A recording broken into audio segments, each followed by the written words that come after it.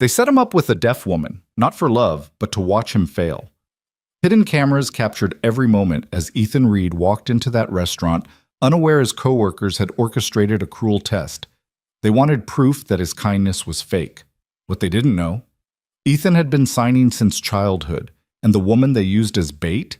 She was about to become the love of his life. This is a story about betrayal, redemption, and the moment cruelty accidentally created something beautiful. If you're watching, drop a comment with the city you're from. I want to see how far this story travels, and if it moves you, hit that like button. Now, let's begin. The fluorescent lights of Harrison and Cole Financial buzzed overhead like persistent insects, casting their sterile glow across rows of identical cubicles. It was the kind of light that made everyone look tired, that flattened features and drained color from skin. Ethan Reed didn't notice anymore.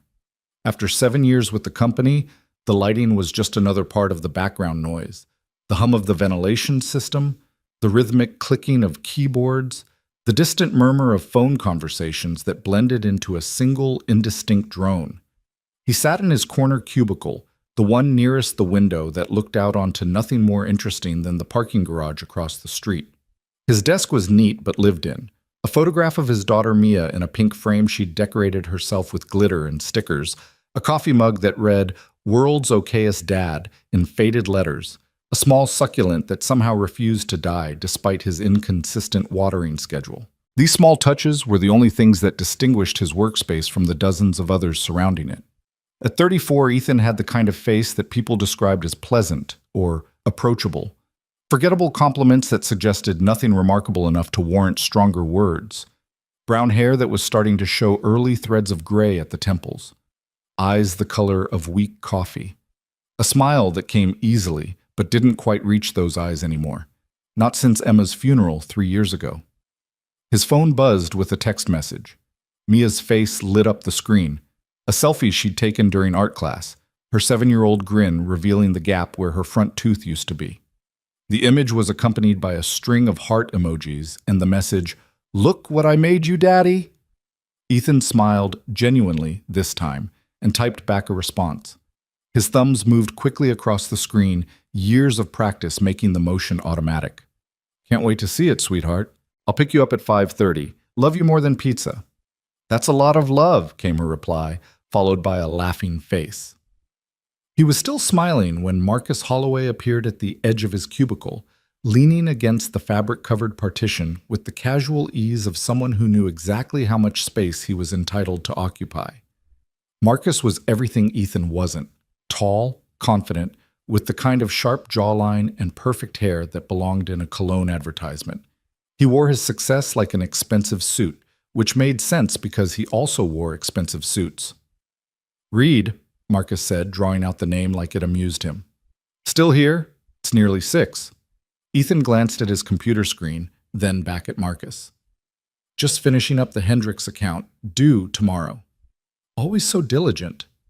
The word should have been a compliment, but something in Marcus's tone twisted them into something else entirely. "You know, some of us are heading to O'Malley's after work. You should come." It was an invitation that wasn't really an invitation. Ethan had learned to recognize the difference years ago. "Can't tonight. Mia's waiting." Right, the kid." Marcus nodded slowly, his eyes lingering on the photograph on Ethan's desk. "You know, Reed, I've been meaning to talk to you about something." Before Ethan could respond, 2 more figures materialized behind Marcus. Derek Chen and Victoria Slate, 2 of Marcus's closest allies in the office.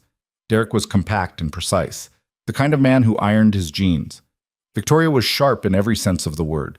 Sharp features, sharp tongue, sharp ambition.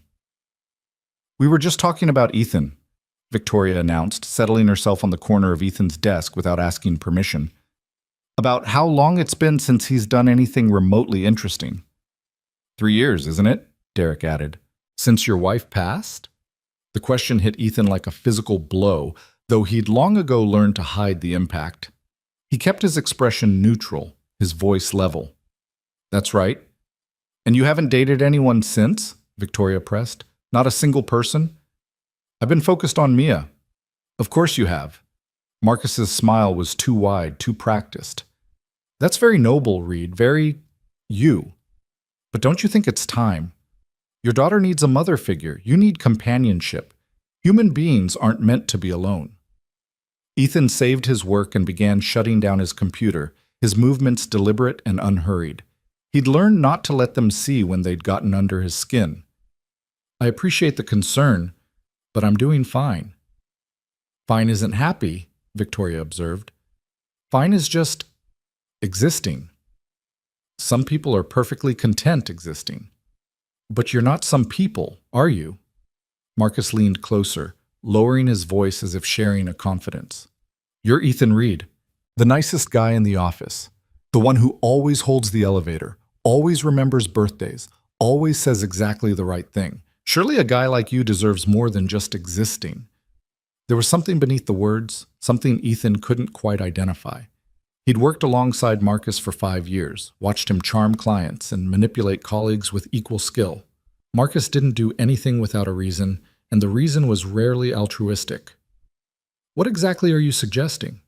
Marcus exchanged glances with Derek and Victoria, a quick, coordinated look that Ethan wasn't meant to notice. We have a friend, a woman. We think you two might hit it off. A blind date. Call it whatever you want. Just say yes. Ethan pulled on his jacket, a worn brown leather thing he'd had since college. I told you, I don't have time for… Friday night, Victoria interrupted. 7 o'clock. That Italian place downtown. Lucia's.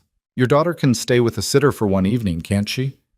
I usually don't, just this once. Derek's tone was surprisingly gentle, almost coaxing. What's the worst that could happen? The question hung in the air between them. What was the worst that could happen? Ethan had asked himself that question 100 times since Emma's death, had learned that the answer was always worse than anything he could imagine. The worst that could happen was a phone call at 3 in the morning.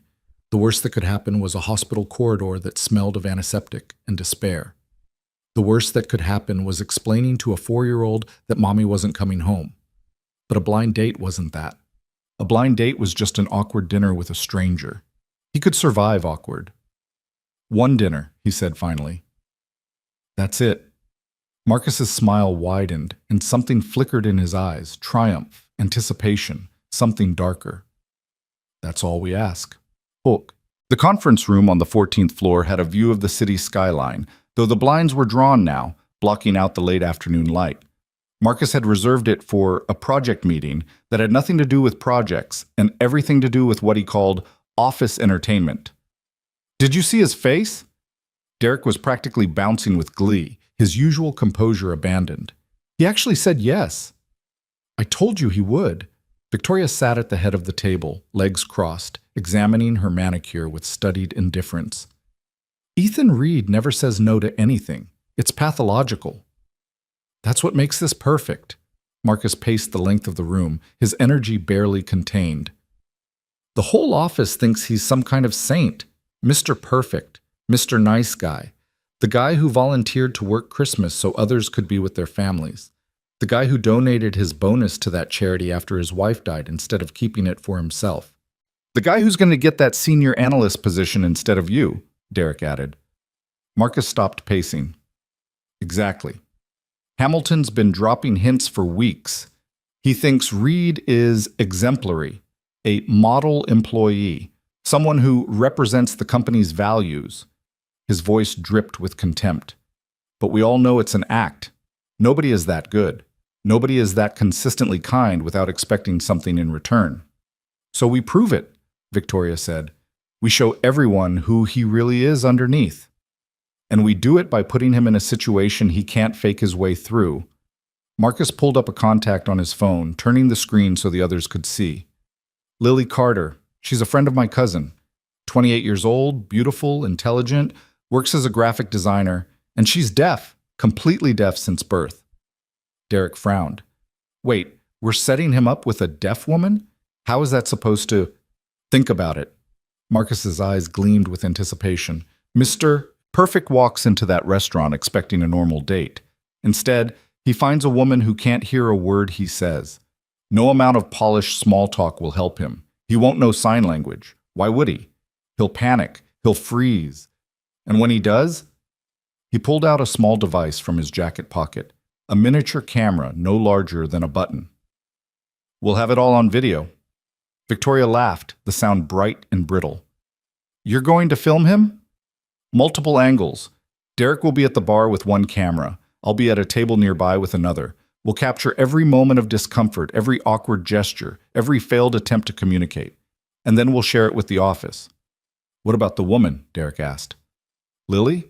Marcus shrugged. She doesn't know anything about the plan. My cousin told her it's a genuine setup, said Ethan was a nice guy who'd been through a hard time. She agreed to meet him. What happens at the dinner isn't our problem. And if Reed surprises us? Victoria's question was skeptical. If he handles it better than expected? He won't. Marcus's certainty was absolute. I've watched him for 5 years. He's good at the scripted stuff, the good mornings and the how can I helps. But put him in an unscripted situation, something he can't prepare for. He'll crumble. They all do. Derek nodded slowly, warming to the plan. And once the video's out there, Hamilton will see that Ethan's whole nice guy thing is just a performance. He won't seem so exemplary when everyone's watching him squirm.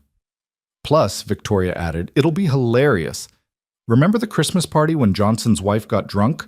That video got 1,000 views in the first hour. This will be even better. Marcus tucked the camera back into his pocket.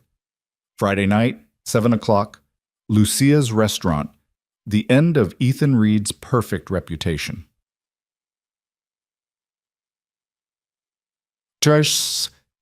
Ethan's apartment was small but warm, a 2-bedroom unit on the 3rd floor of a building that had seen better decades. The elevator worked about 60% of the time. The walls were thin enough that he could hear Mrs. Patterson's game shows through the ceiling, and the hot water had a tendency to give up unexpectedly mid-shower. But it was home. More importantly, it was Mia's home, and Ethan had worked hard to make it feel like one. The living room was a geography of his daughter's personality, crayon drawings taped to every available surface, a half-finished puzzle of a butterfly taking up most of the coffee table, a pink bicycle helmet hanging from the coat rack because Mia insisted it was more convenient there. Emma's presence lingered too, in subtler ways. The curtains she'd chosen, the bookshelf she'd organized, the small dent in the wall from the time she'd thrown a shoe at a spider and missed spectacularly. Ethan stood in the kitchen, watching Mia through the breakfast bar as she worked on her homework at the dining table. Her tongue poked out from the corner of her mouth, a habit she'd inherited from Emma, as she concentrated on what appeared to be a math worksheet. "Daddy," she said without looking up, "what's 7 plus 8? "What do you think it is?" She counted on her fingers, her lips moving silently. 15? "Perfect. You didn't need my help at all." Mia beamed, then immediately returned to her work with renewed determination. She was small for 7, with Emma's dark hair and Ethan's coffee-colored eyes. Her teachers called her spirited, which was educator speak for talks too much and asks too many questions. Ethan couldn't have been prouder. He was chopping vegetables for dinner when she spoke again, this time in sign language. Her small hands moved carefully, deliberately, forming each gesture with the precision of someone still learning. "Are you happy?" she signed. Ethan set down the knife and turned to face her fully, signing back, "Why do you ask?" "You look far away sometimes, like you're thinking about Mommy." The observation caught him off guard. He'd tried so hard to shield her from his grief, to be present and engaged, even when the weight of loss threatened to drag him under. But children saw everything. They felt everything. They were impossible to fool. He walked around the breakfast bar and knelt beside her chair, bringing himself to her eye level. "I do think about Mommy sometimes," he signed. "That's okay. It's good to remember people we love." "Do you miss her?" "Every day." "Me too." Mia's hands hesitated, then continued, "But I'm glad I have you." Ethan pulled her into a hug, holding tight for a long moment. When he released her, he brushed a strand of hair from her face. "I'm glad I have you too, sweetheart. More than you'll ever know." She studied him with those too perceptive eyes. "Why do you know sign language, Daddy? Mommy told me once, but I forgot." "Because my dad, your Grandpa Joe, couldn't hear. He was deaf, just like some people can't see very well or can't walk without help. His ears didn't work, so he talked with his hands instead. He taught me when I was even younger than you." Mia considered this information carefully. "Is that why you're teaching me?" "Partly. but mostly because it's a beautiful language, and I wanted to share it with you. It's like having a secret code, isn't it? A secret code, she repeated, delighted by the idea. Her hands moved experimentally, forming random letters. Can I tell my friends about it? Of course. Maybe you can teach them some signs. The conversation drifted to other topics: school, friends, the art project she was working on. But Ethan's mind kept returning to his father. Joseph Reed had been deaf since age 5, the result of a childhood illness that swept through his small town like wildfire. He'd grown up in an era when deafness was treated as a deficiency to be overcome rather than a difference to be accommodated, had fought for every opportunity while hearing people around him offered pity instead of respect. But Joe Reed had refused to be pitied. He'd become an engineer, had married a hearing woman who learned sign language with more enthusiasm than skill, had raised a son who moved between two worlds with equal fluency. Ethan had grown up bilingual in every sense that mattered, speaking with his voice to his mother and the outside world, speaking with his hands to his father and himself. His father had been dead for 8 years now, a heart attack that had come without warning and taken him without mercy. But the language remained, a constant in Ethan's life, even when so much else had changed. He signed to himself when he was thinking through a problem, signed to Mia because he wanted her to carry this piece of her heritage forward, signed in his dreams sometimes when words weren't enough. He wondered, not for the first time, what his father would think of who he'd become. Would Joe be proud of the man Ethan had grown into? Or would he see the same thing Emma's absence had taught Ethan to see in himself? Someone going through the motions? Surviving rather than living? Friday arrived with the inevitability of a dentist appointment.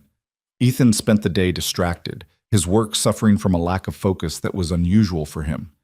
The Hendricks account sat on his desk unfinished. His emails went unanswered. More than once, he caught himself staring at the wall, lost in thoughts he couldn't quite articulate. "Big date tonight," Marcus said, appearing at his cubicle around 4 o'clock.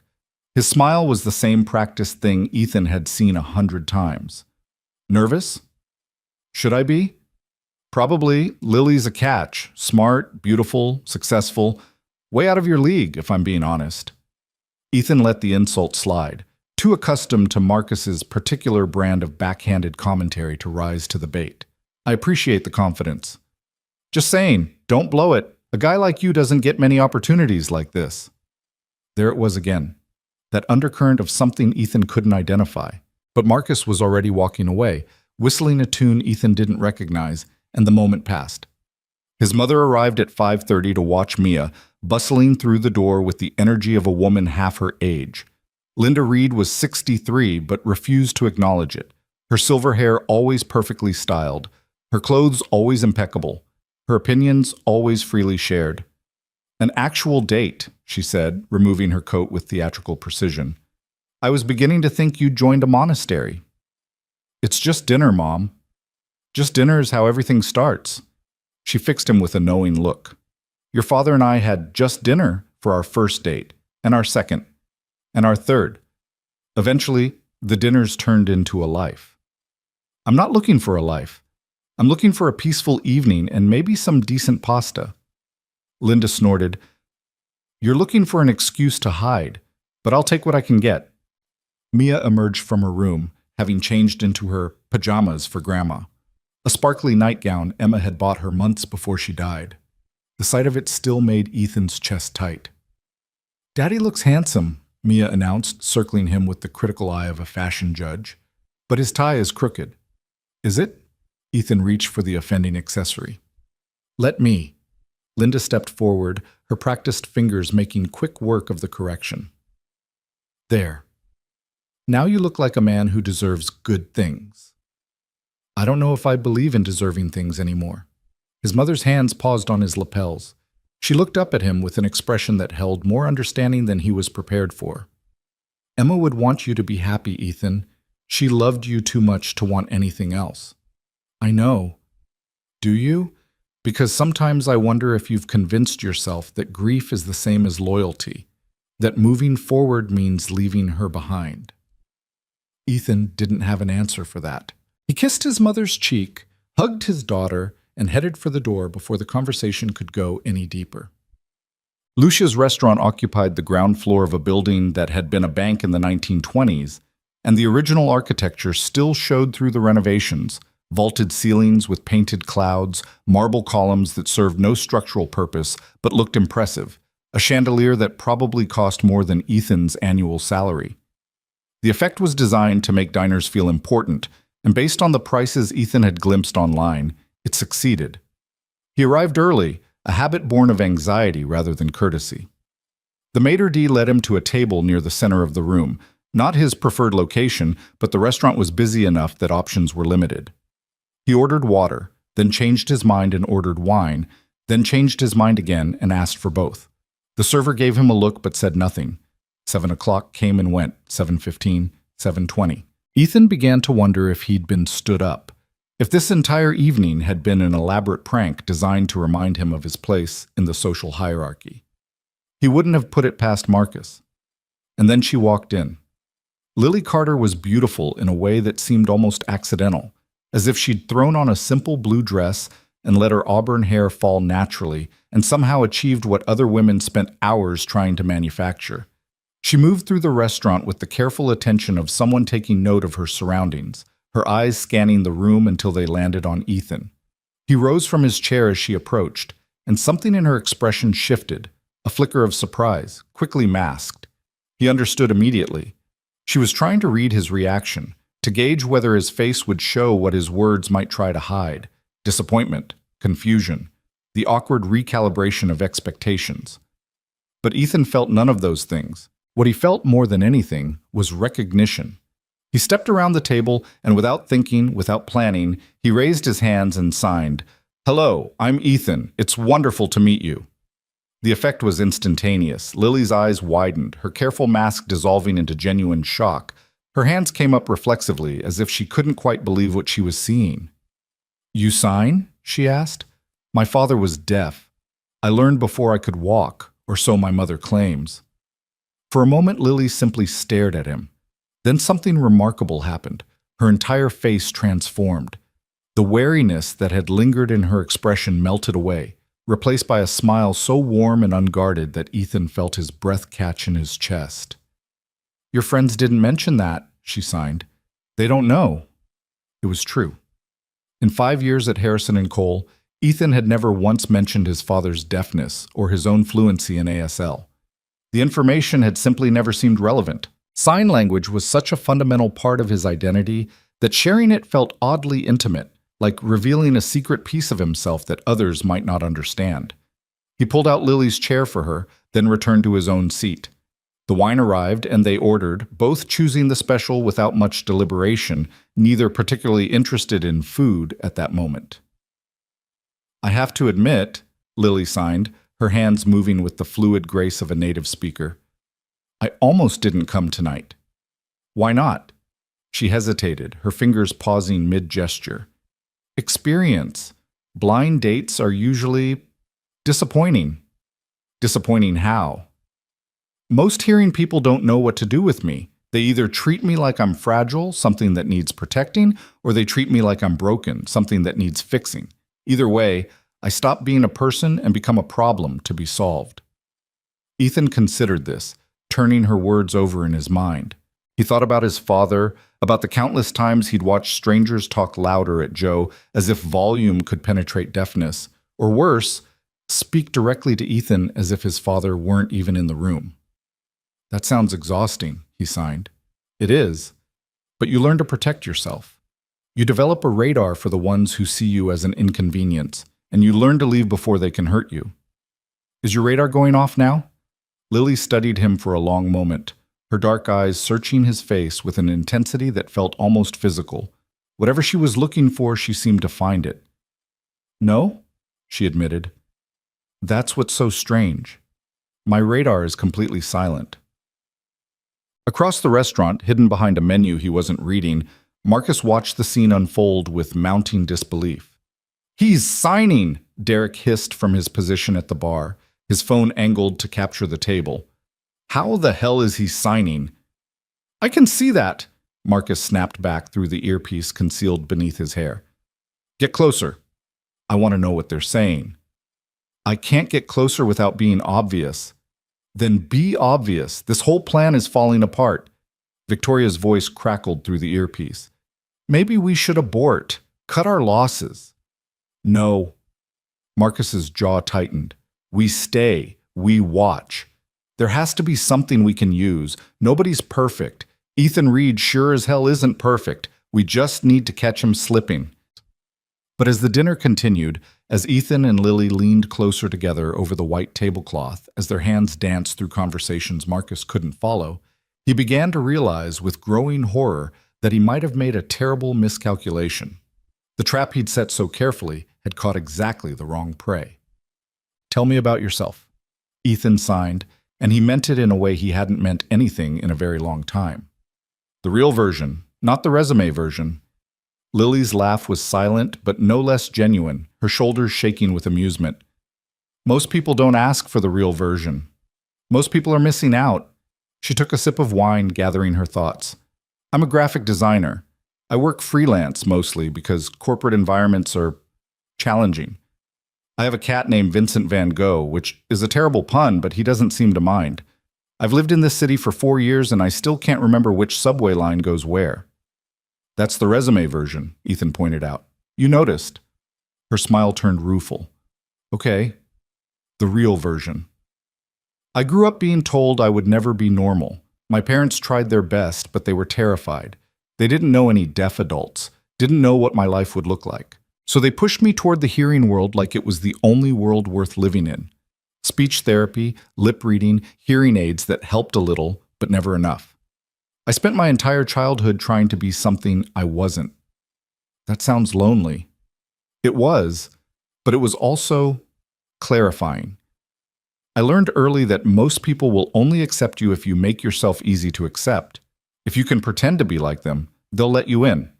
But the moment you can't pretend, the moment you need accommodation or understanding or patience, they pull away. Ethan nodded slowly. He thought about his father again, about the way certain relatives had always shouted at Joe during family dinners, as if he were hard of hearing rather than deaf, about the way some of them had stopped inviting him altogether. You mentioned parents, he signed. Are they divorced? My dad lives in Florida now. We don't talk much. My mom stayed here, but she remarried, and her new husband doesn't understand why I can't just get better. Like deafness is a cold I'm choosing not to recover from. People fear what they don't understand. People are lazy, Lily corrected, but there was no real bitterness in the gesture. Understanding takes effort. Most people would rather stay ignorant and comfortable than do the work of actually knowing someone different from them. Is that why you almost didn't come tonight? Laziness? She laughed again, that silent shoulder shake that Ethan was already starting to find endearing. Self-preservation. There's a difference. Is there? Self-preservation means knowing your limits, knowing how many rejections you can handle before you stop putting yourself out there entirely. I've been on dates where men literally got up and left when they realized I was deaf. I've been on dates where men spent the whole evening talking about how inspiring I was, like my existence is some sort of Hallmark movie. I've been on dates where men asked if being deaf made me better at other things, if you know what I mean. Ethan's expression must have conveyed his disgust, because Lily nodded. Exactly. So when Marcus's cousin called and said she wanted to set me up with someone, I almost said no. But she's one of the good ones. She's never treated me like a charity case, so I figured I'd give it a chance. One more time. And if it was terrible, I'd finally let myself off the hook. Stop trying. Accept that maybe the dating world just isn't built for people like me. And now? Lily met his eyes, and something passed between them, a current of understanding that required no words signed or spoken. Now I'm glad I came, she signed. Now I'm thinking maybe I was wrong about giving up. The food arrived, but neither of them paid much attention to it. The pasta grew cold on their plates as the conversation continued, jumping from topic to topic with the easy familiarity of people who had known each other far longer than a few hours. Ethan told her about Emma, not the sanitized version he offered to colleagues and acquaintances, but the real story. How they'd met in college, both reaching for the last bagel in the campus cafe, how she'd laughed at his terrible jokes and challenged his easy assumptions, how she'd held Mia for the first time and cried with a joy so pure it had seemed almost holy. He told her about the cancer too, about the 18 months of treatment that felt like 18 years, the false hopes and crushing setbacks, the night she'd taken his hand and told him it was okay to let her go. He'd signed the words without thinking, and Lily had watched with glistening eyes, her own hand still in her lap. "She sounds remarkable," Lily signed when he finished. She was, and I spent a long time believing that remarkable only comes around once, that I'd used up my quota of happiness and should just be grateful for what I had. What changed? Nothing. He paused, reconsidering. Everything. I woke up this morning dreading tonight. Another obligation, another performance. And now I'm sitting here, and for the first time in 3 years, I don't feel like I'm performing. I feel like I'm just here. Present, Lily offered. Present, exactly. He smiled, and this time it reached his eyes. You're very easy to be present with. That might be the nicest thing anyone's ever signed to me. Then people should sign nicer things to you. They fell into comfortable silence, the kind that doesn't need filling. Around them, the restaurant continued its choreographed dance, servers gliding between tables, couples murmuring over candlelight, a pianist in the corner playing something soft and vaguely recognizable. But for Ethan and Lily, the world had narrowed to the space between their chairs, the glow of the single candle on their table, the quiet miracle of connection. It was Lily who broke the silence, her expression shifting from contentment to something more complicated. "Ethan," she signed, "there's something I need to tell you." Ethan's stomach tightened. He recognized that look, that tone. It was the precursor to bad news, to complications, to the moment when a good thing revealed itself to be too good to be true. "What is it?" Lily glanced around the restaurant, and for the first time that evening, Ethan noticed how her eyes lingered on certain spots: the bar, a table near the window, the entrance. "I may be paranoid," she signed slowly, "but I think someone is watching us." The words hit Ethan like ice water. He forced himself not to turn, not to look, not to give anything away. "What do you mean?" "The man at the bar, and the woman near the window. They've been looking at us all night, not casually, deliberately. And there's a man at the table behind you who keeps checking his phone, but not like he's bored, like he's waiting for something." Ethan's mind raced. The pieces clicked into place with sickening clarity. Marcus's eagerness to set up the date, the specific choice of restaurant, the insistence that Ethan agree. Not a genuine setup at all. A trap. An ambush designed to catch him at his worst and broadcast his failure for everyone to see. But they'd made a mistake. They'd assumed Ethan would panic, would flounder, would reveal some hidden ugliness beneath his pleasant exterior. They hadn't counted on his father. They hadn't counted on the language that had been part of his life since before memory began. Most importantly, they hadn't counted on Lily. "I need to tell you something," he signed, his movements careful and precise. "And I need you to understand that I didn't know. Not until right now, not until you pointed it out. But I think I understand what's happening." "Then tell me." So he did. He explained about Marcus, about the rivalry for promotion, about the years of subtle antagonism disguised as workplace camaraderie. He explained about his office politics, the way Marcus collected information and deployed it strategically, the way he'd been pushing for months to find something, anything, that would tarnish Ethan's reputation. "They set you up," Lily signed, her face pale. "They set us both up. They wanted to embarrass me. They thought I wouldn't know how to communicate with you. They thought I'd freeze or leave or make a fool of myself somehow. They're probably recording everything right now, waiting for me to slip." Lily's hands were shaking, not with fear, with anger. "They used me. They thought my deafness would be the thing that broke you, like I'm some kind of test to fail." "Lily, no." Her eyes flashed with an intensity Ethan hadn't seen before. "I've spent my whole life being used as someone else's opportunity to prove something. The hearing friend who gets credit for being so patient. The workplace diversity hire who makes the company look good. The date who helps men prove they're not shallow because they gave the deaf girl a chance. I'm so tired of being a prop in someone else's story." "You're not a prop." Ethan reached across the table and took her hands, stilling their agitated motion. "You're not a prop, and this isn't their story. It's ours. Whatever they intended, whatever they planned, it doesn't matter, because what's happening here right now between you and me, that's real. That's something they can never take away. Lily stared at their joined hands, then up at his face. How can you be sure? Because I've spent 3 years feeling nothing, existing, like Victoria said, going through the motions of a life without actually living it. And then I walked in here tonight, and I saw you, and I felt something again. Something I'd given up on feeling. That's not a prank. That's not a setup. That's just two people finding each other against the odds. The tears came then, silent, as all of Lily's emotional expression was silent, sliding down her cheeks like summer rain. Ethan didn't try to stop them, didn't offer platitudes or comfort. He simply held her hands and let her feel whatever she needed to feel. When she finally looked up again, something had settled in her expression. The anger was still there, but it had been joined by something else. Determination, perhaps, or defiance. "What do we do?" she signed. "Whatever we want. They're watching? Let them watch. They want a show? Let's give them one they didn't expect. You and I are going to sit here and enjoy the rest of our dinner, and we're going to talk and laugh and get to know each other, and we're going to do it knowing that every genuine moment between us is a defeat for them." A slow smile spread across Lily's face. "I like the sound of that." "I thought you might." They ordered dessert, a chocolate torta they shared without negotiation, 2 forks meeting in the middle like a dare. They ordered more wine. They talked about everything and nothing, favorite movies, worst travel experiences, most embarrassing childhood memories.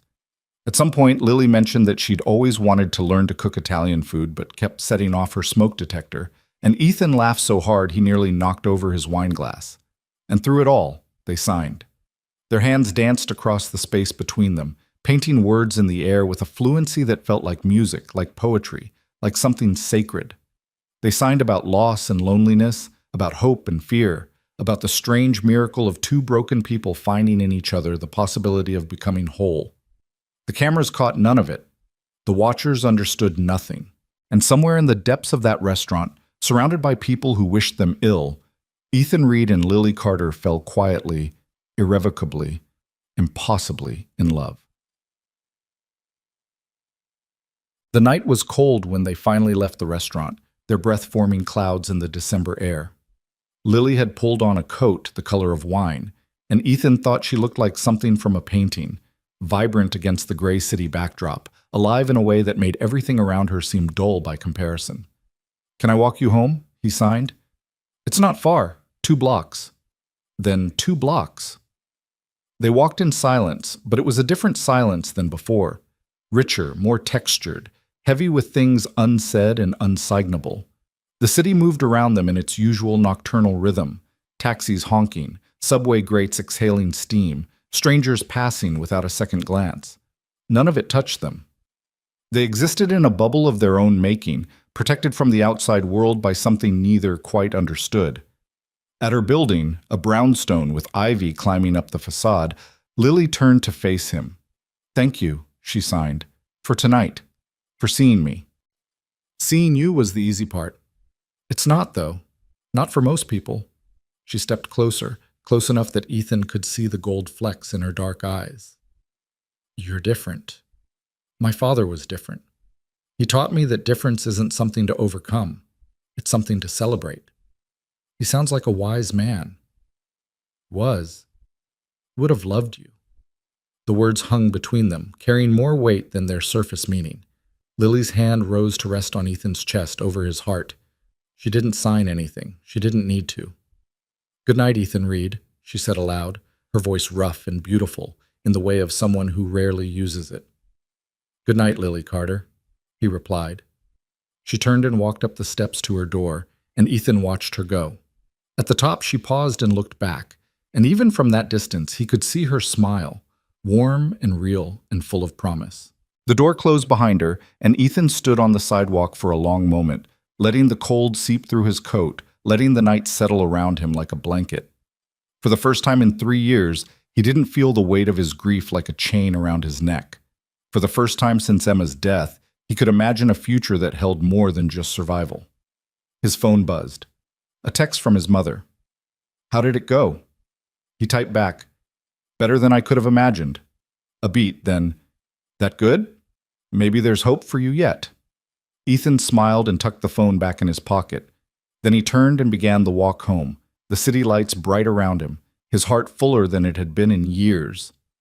Behind him, unnoticed in the shadows, Marcus Holloway lowered his phone and stared at the screen with a mixture of fury and disbelief. The footage showed nothing useful. Two people talking with their hands in a language Marcus didn't speak, two people clearly enjoying each other's company, two people who had somehow taken his cruel joke and transformed it into something genuine. He'd wanted to expose Ethan Reed as a fraud. Instead, he'd accidentally proven that the nicest guy in the office might actually be exactly what he appeared to be. The thought filled him with a rage he couldn't name. "This isn't over," he muttered to no one, deleting the useless video with an angry swipe, not by a long shot. But as he turned and walked away into the night, he couldn't shake the feeling that something had shifted, something fundamental, something irreversible. The game he'd started had taken a turn he hadn't anticipated, and for the first time in his career of careful manipulation, Marcus Holloway didn't know what to do next. In the apartment 2 blocks away, Lily Carter sat on her couch with her cat in her lap, staring at the phone in her hand. The text she'd drafted read simply, "Thank you for tonight. I haven't felt this hopeful in a very long time." She hesitated, her thumb hovering over the send button. Then, with a deep breath and a smile that felt like permission, she pressed send. And in a third-floor apartment across town, watching his phone light up with a message that made his heart skip, Ethan Reed realized that sometimes the worst intentions can lead to the best outcomes.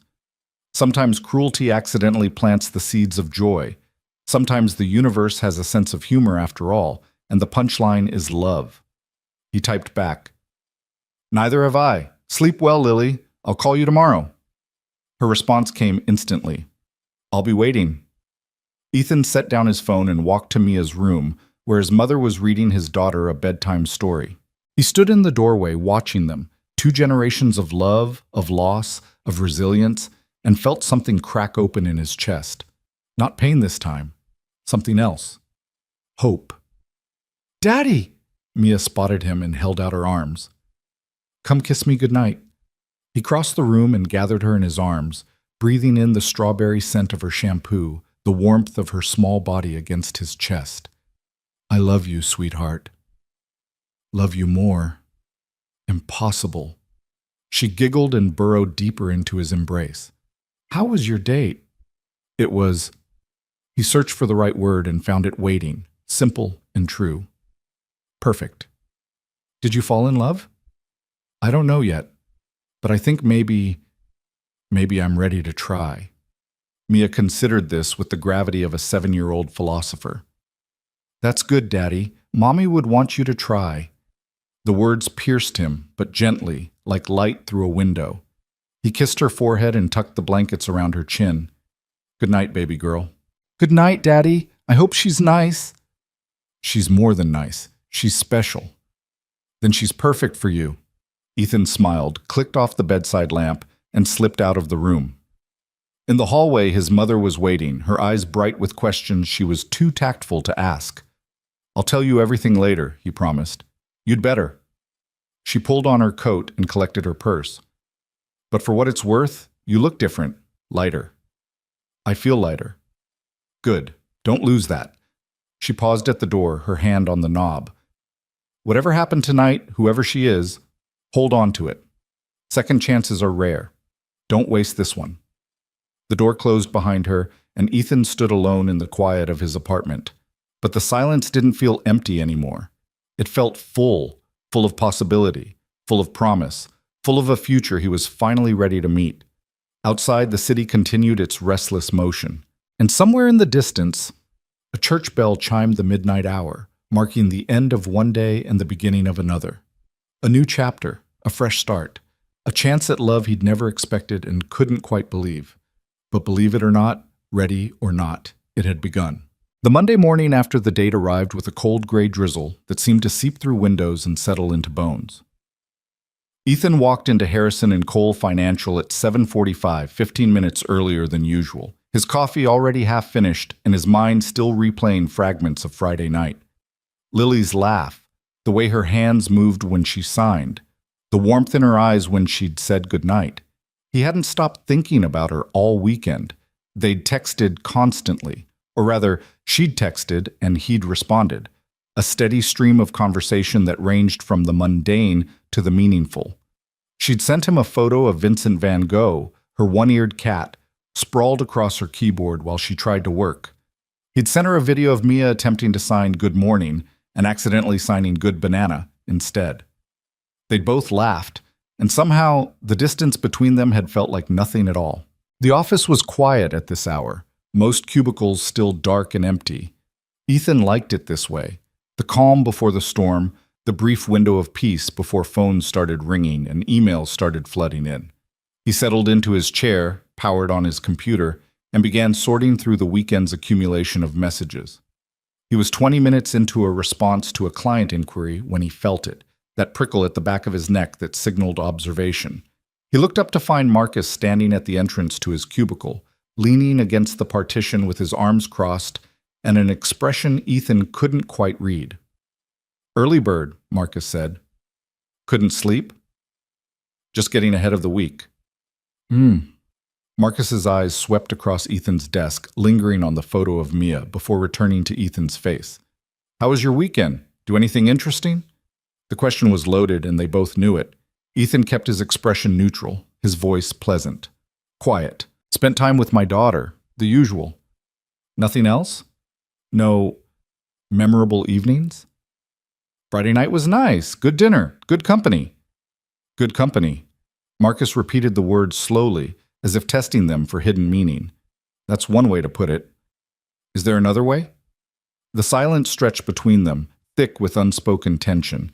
Marcus's jaw tightened almost imperceptibly, and for a moment something ugly flickered across his features, frustration perhaps, or the beginning of anger.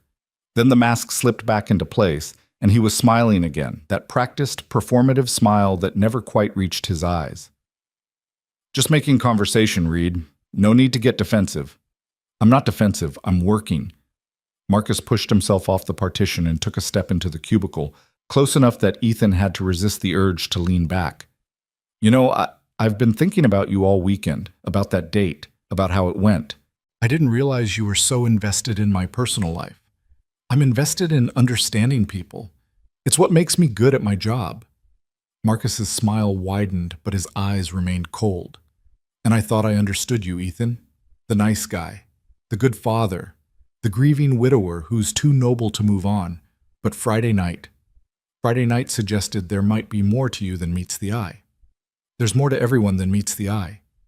"True, but most people don't hide their talents quite so carefully. Sign language, Ethan? Fluent sign language? In 5 years you never once mentioned you could do that. It never came up. Or you deliberately kept it hidden. I wonder why." Ethan turned back to his computer, signaling that the conversation was over. "I don't hide things, Marcus. I just don't feel the need to advertise everything about myself. There's a difference." "Is there?" Marcus's voice dropped, taking on an edge that made Ethan's skin prickle. "Because from where I'm standing, it looks like you've built an entire image around being the perfect, humble, unassuming nice guy. And now I'm starting to wonder what else you're hiding, what else you're playing down to make the rest of us look bad. I'm not trying to make anyone look bad. Of course not. That's what makes it so effective." Marcus stepped back, straightening his tie with deliberate precision.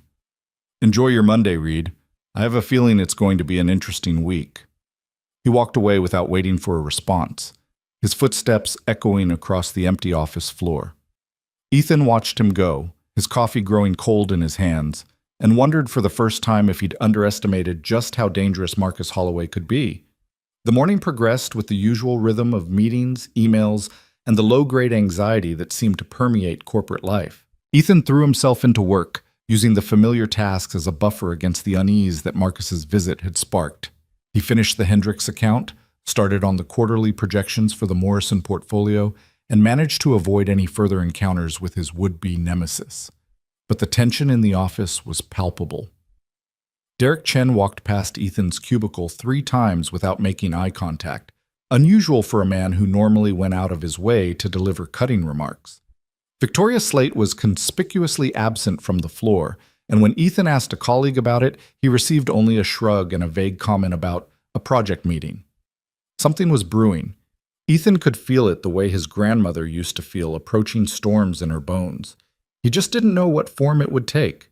The answer came at 11:30 when his phone buzzed with a text from a number he didn't recognize. He opened it, expecting spam, and felt his blood run cold. The message was a video. 30 seconds of footage, grainy but recognizable, showing Ethan and Lily at their table at Lucia's. Their hands moved in animated conversation, their faces warm with laughter. At first glance, it could have been a romantic memento, a sweet keepsake of a first date worth remembering. But the caption beneath the video changed everything. "The nice guy speaks deaf. How sweet. Wonder what the office would think about their hero's hidden talents. Or should we let them find out for themselves? Tick-tock, Reed." No signature, no demand, just the threat, naked and ugly, hanging in the air like a blade suspended by a thread. Ethan stared at the screen, his mind racing through possibilities. Marcus had been recording at the restaurant. That much had been clear from Lily's observations and from Ethan's own suspicions.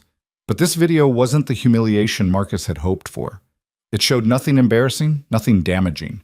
If anything, it showed Ethan at his best, attentive, engaged, fluent in a language that many people spent years trying to master. So why send it?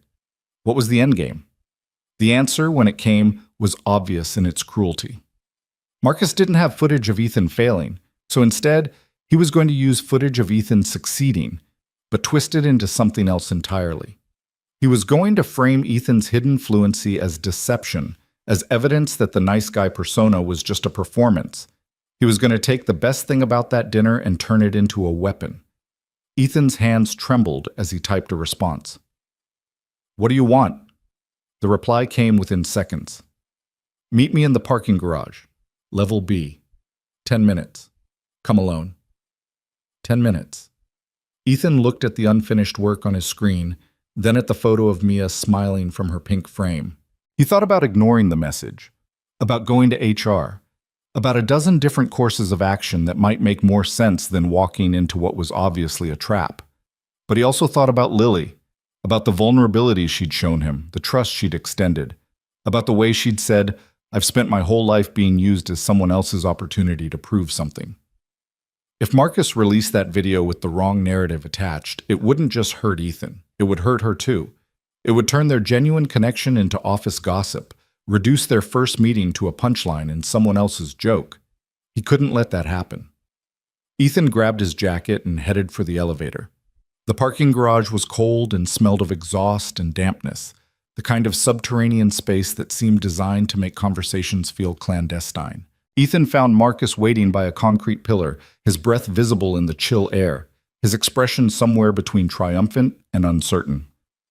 "You came alone," Marcus observed. "Good. I wasn't sure you would." "What do you want, Marcus?"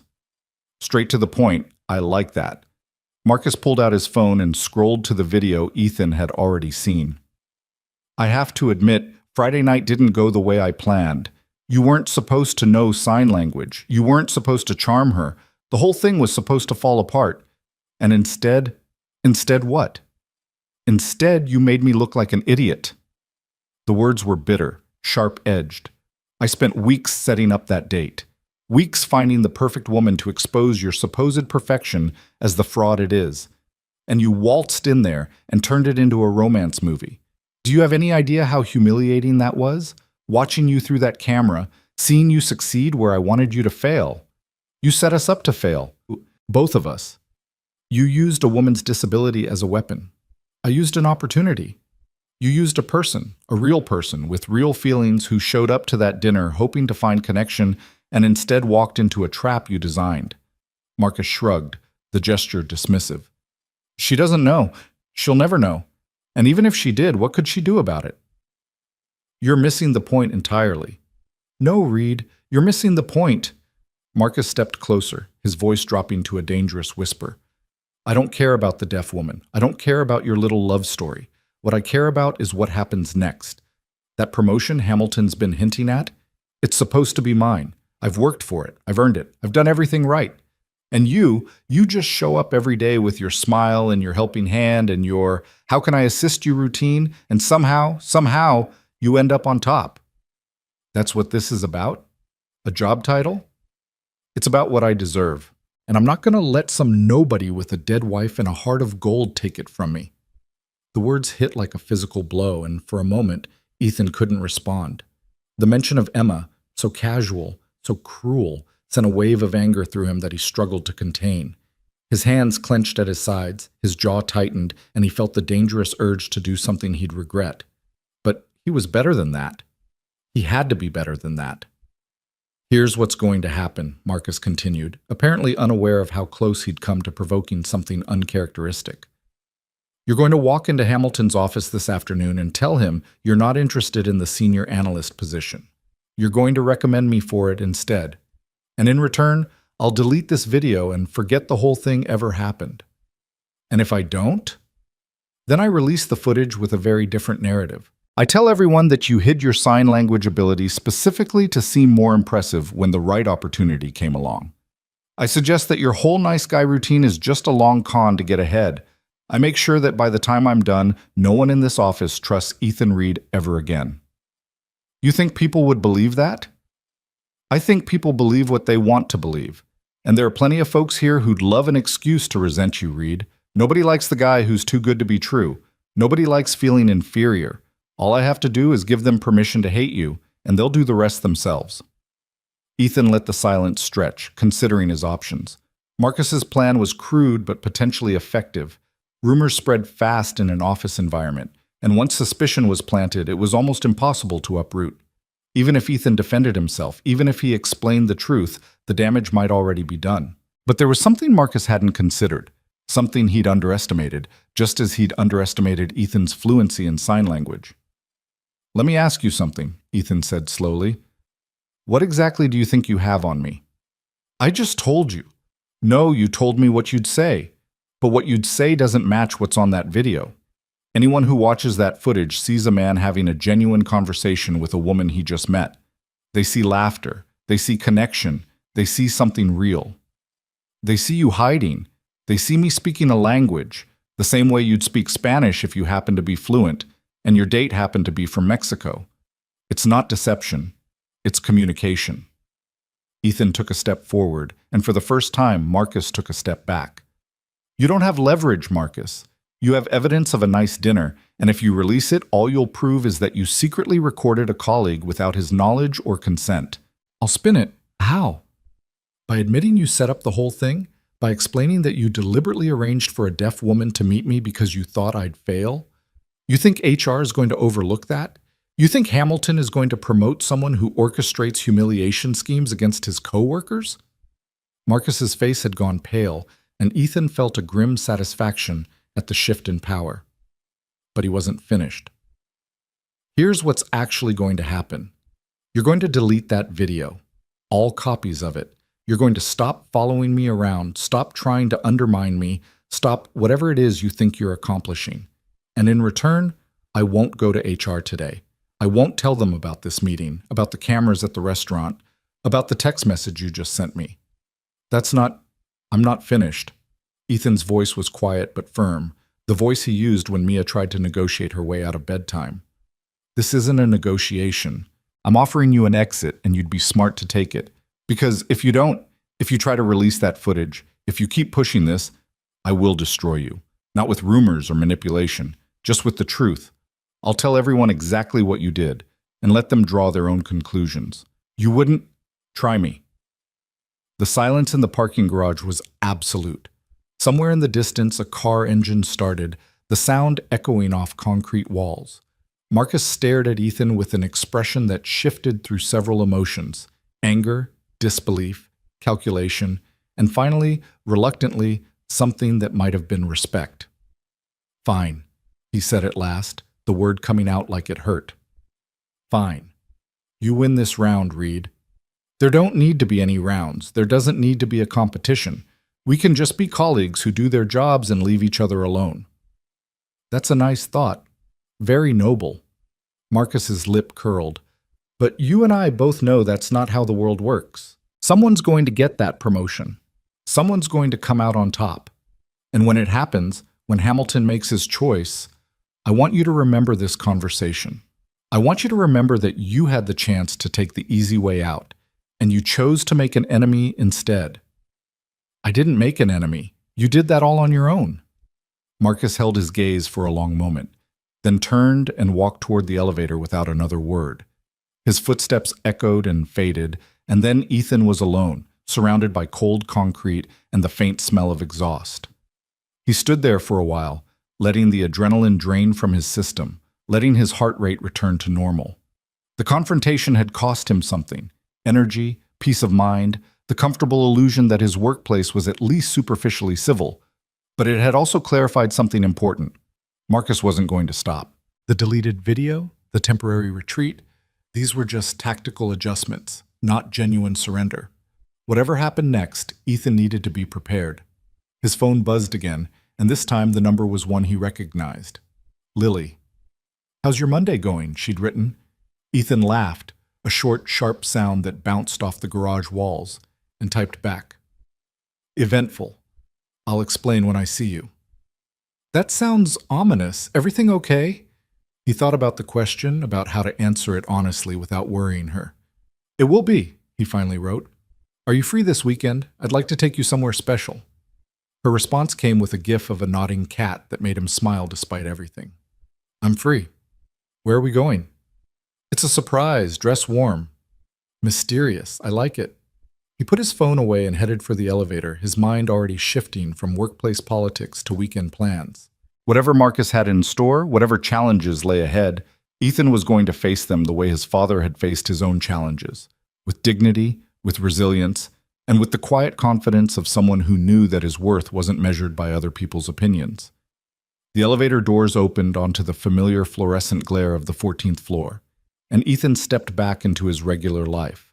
But nothing felt quite the same anymore.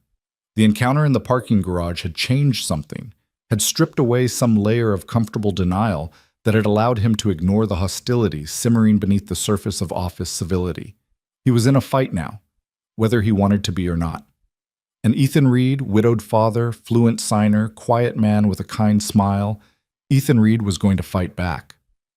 The week that followed was strange and tense, marked by an unspoken ceasefire that everyone sensed but no one acknowledged. Marcus kept his distance, communicating with Ethan only when absolutely necessary, and then only in the clipped professional tones of a man who had lost a battle but not yet conceded the war.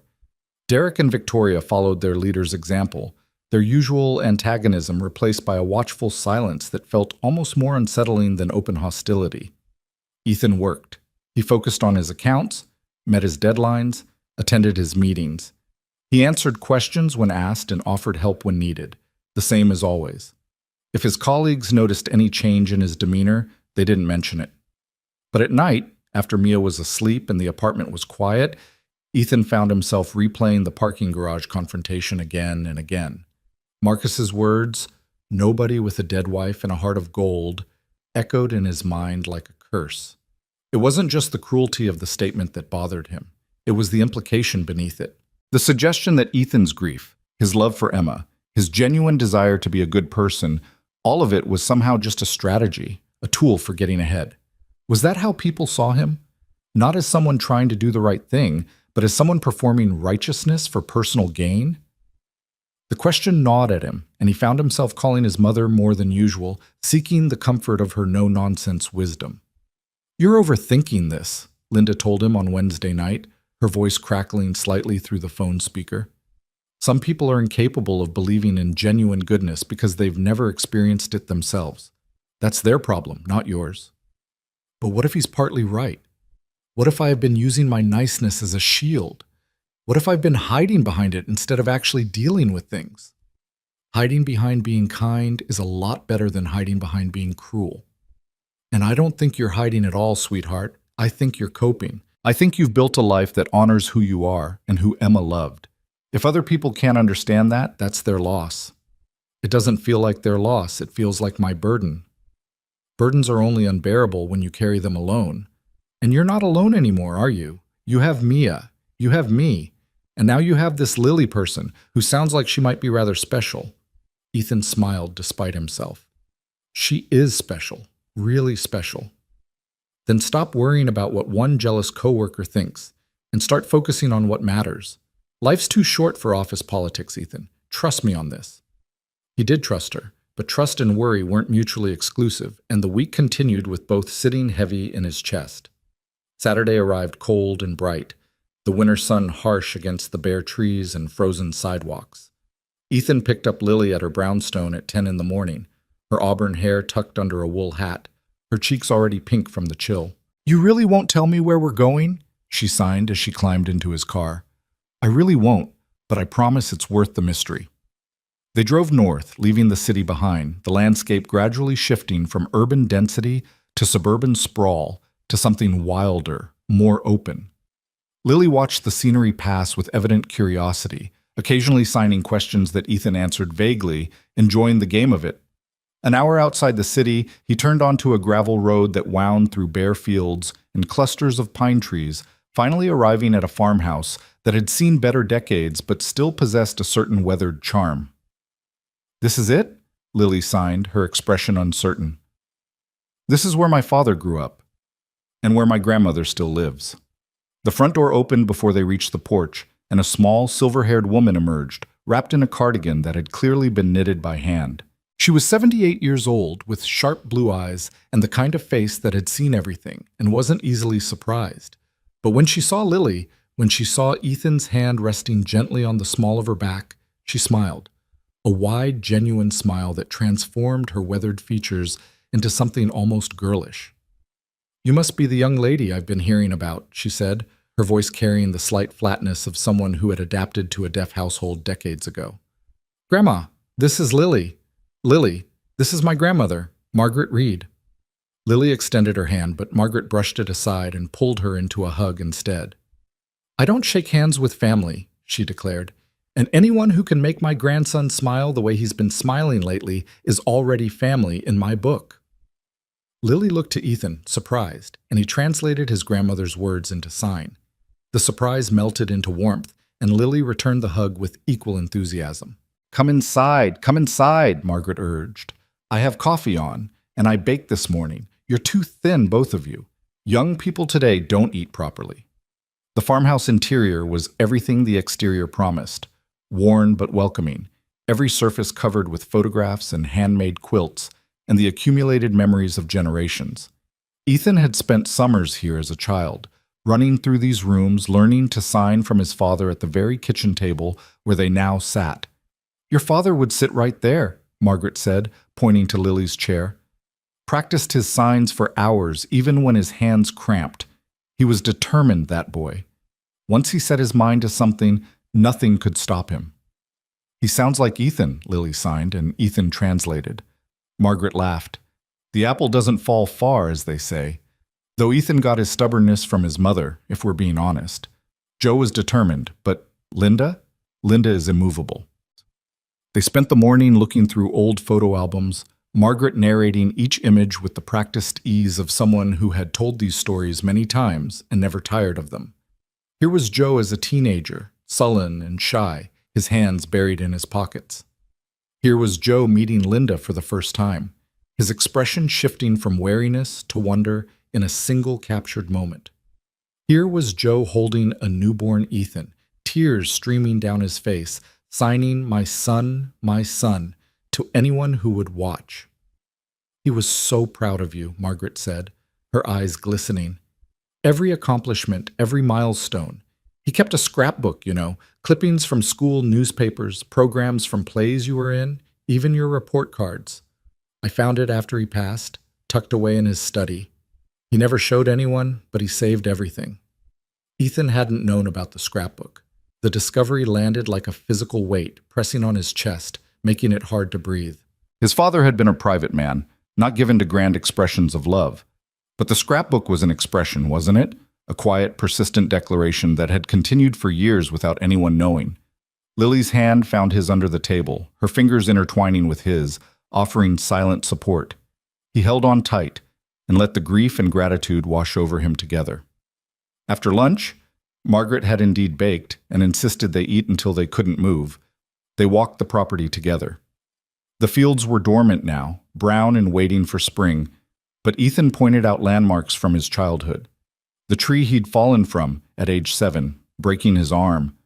The barn where his father had taught him to fix engines, their hands communicating through the language of tools and mechanics. The creek at the edge of the property, frozen now, where he'd spent countless summer afternoons catching frogs and skipping stones. "This is beautiful," Lily signed as they stood at the creek's edge. "Thank you for sharing it with me. I wanted you to understand where I come from, who made me who I am. Your father, and my grandmother, and Emma, and Mia." He paused, gathering his thoughts. "I spent a long time after Emma died thinking that I was alone, that the people who made me who I am were gone, and I was just what remained, the leftovers of a life that used to be fuller." Lily watched him with those dark, perceptive eyes, saying nothing, waiting. "But that's not true, is it? The people we love don't disappear when they die. They become part of us. They shape how we see the world, how we treat others, how we love. My father is in these fields, in my hands when I sign. Emma is in Mia's laugh, in the way I try to be patient even when I'm exhausted. And my grandmother is in my stubbornness, apparently, which I should probably apologize for in advance." Lily laughed, that silent shoulder shake he'd come to adore. "I like your stubbornness. It means you don't give up easily." "I don't give up at all. Not on things that matter. And I matter?" The question was simple, but her eyes held something vulnerable, something that reminded Ethan of the woman who'd almost not come to their dinner because she'd been hurt too many times before. He turned to face her fully, taking both her hands in his. The winter sun caught the auburn in her hair, made her skin glow, made her look almost ethereal against the bare trees and frozen fields. "You matter," he signed, slow and deliberate, making sure she caught every word. "More than I expected. More than I was ready for, but ready or not, here we are, and I'm not going anywhere." Lily's eyes shimmered with unshed tears, but she was smiling, really smiling, with her whole face, with her whole heart. "Neither am I," she signed back. They stood there for a long moment, hands clasped, breath-forming clouds in the cold air, two people who had found each other against all odds, and were slowly, carefully, learning to trust in what they'd found. When they finally returned to the farmhouse, Margaret was waiting on the porch with fresh coffee and a knowing smile. "Well?" she demanded. "Did you propose yet, or am I going to have to wait forever for great-grandchildren?" "Grandma!" Ethan's face flushed with embarrassment, and Lily, even without hearing the words, somehow understood exactly what had been said and turned equally red.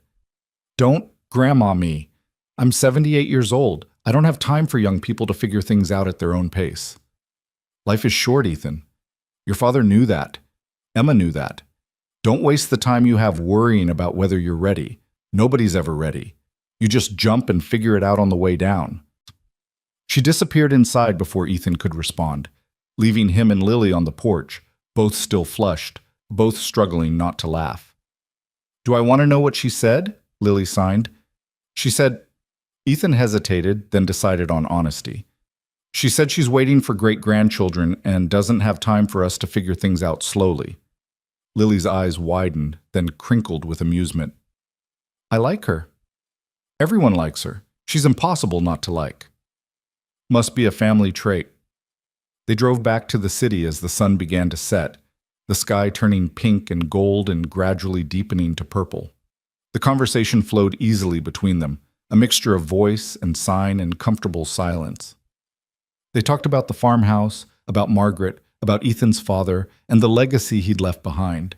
And then, as the city lights came into view on the horizon, Lily raised a topic they'd both been avoiding. "You mentioned your week was eventful. You never explained what you meant." Ethan tightened his grip on the steering wheel, considering how much to share. He didn't want to burden her with his workplace drama, didn't want to darken this perfect day with the ugliness of Marcus's schemes, but he also didn't want to hide things from her, to start their relationship with secrets and omissions. "The people who set up our date," he said carefully, "they weren't doing it out of kindness, they were trying to embarrass me. They recorded us at the restaurant hoping to catch me failing." Lily's expression didn't change, but something shifted in her eyes, a hardening, a remembering. "I know," she signed. You know? I suspected from the moment I walked in. The way certain people were watching us, the angles they'd chosen to sit at. I've been the subject of cruel jokes before. You learn to recognize the signs. She paused, her hand stilling in her lap. I didn't say anything because I wanted to see how you'd react, whether you were part of it or something else. And what did you decide? That you were something else entirely. Her smile was small but genuine. That you were exactly what you seemed to be, kind, thoughtful, real. And that maybe for once the joke was going to be on them instead of on me. It was, or at least it should have been. Ethan explained about Marcus, about the confrontation in the parking garage, about the deleted video and the unresolved tension that still hung over his office like a storm cloud waiting to break. Lily listened without interrupting, her face growing more troubled with each detail. He's not going to stop, she signed when he finished. Men like that don't stop until they get what they want, or until they're forced to. I know. So what are you going to do? I don't know yet, but whatever it is, I'm going to do it the right way. I'm not going to become like him just to beat him. That's very noble. It's not noble, it's practical. The moment I stoop to his level, I lose everything that makes me who I am. And then he wins anyway, even if I come out on top. Lily was quiet for a moment, processing his words. Then she reached across the console and placed her hand on his arm, a gesture of support that said more than any sign could convey. You're a good man, Ethan Reed. Don't let anyone make you doubt that. I won't. Not anymore. They pulled up to her brownstone as the last light faded from the sky, the street lamps flickering to life along the empty sidewalks. Ethan walked her to her door, their breath-forming clouds in the cold air, their shadows stretching long across the concrete. Today was perfect, Lily signed at the top of the steps. Thank you for introducing me to your grandmother and for showing me where you come from. Thank you for being willing to see it. Will you? She hesitated, uncertainty flickering across her features. Will you tell me how things develop at work? With Marcus and everything? I don't want to be left out. I don't want to be protected from the hard parts. I'll tell you everything. No more hiding, no more protecting. We're in this together now.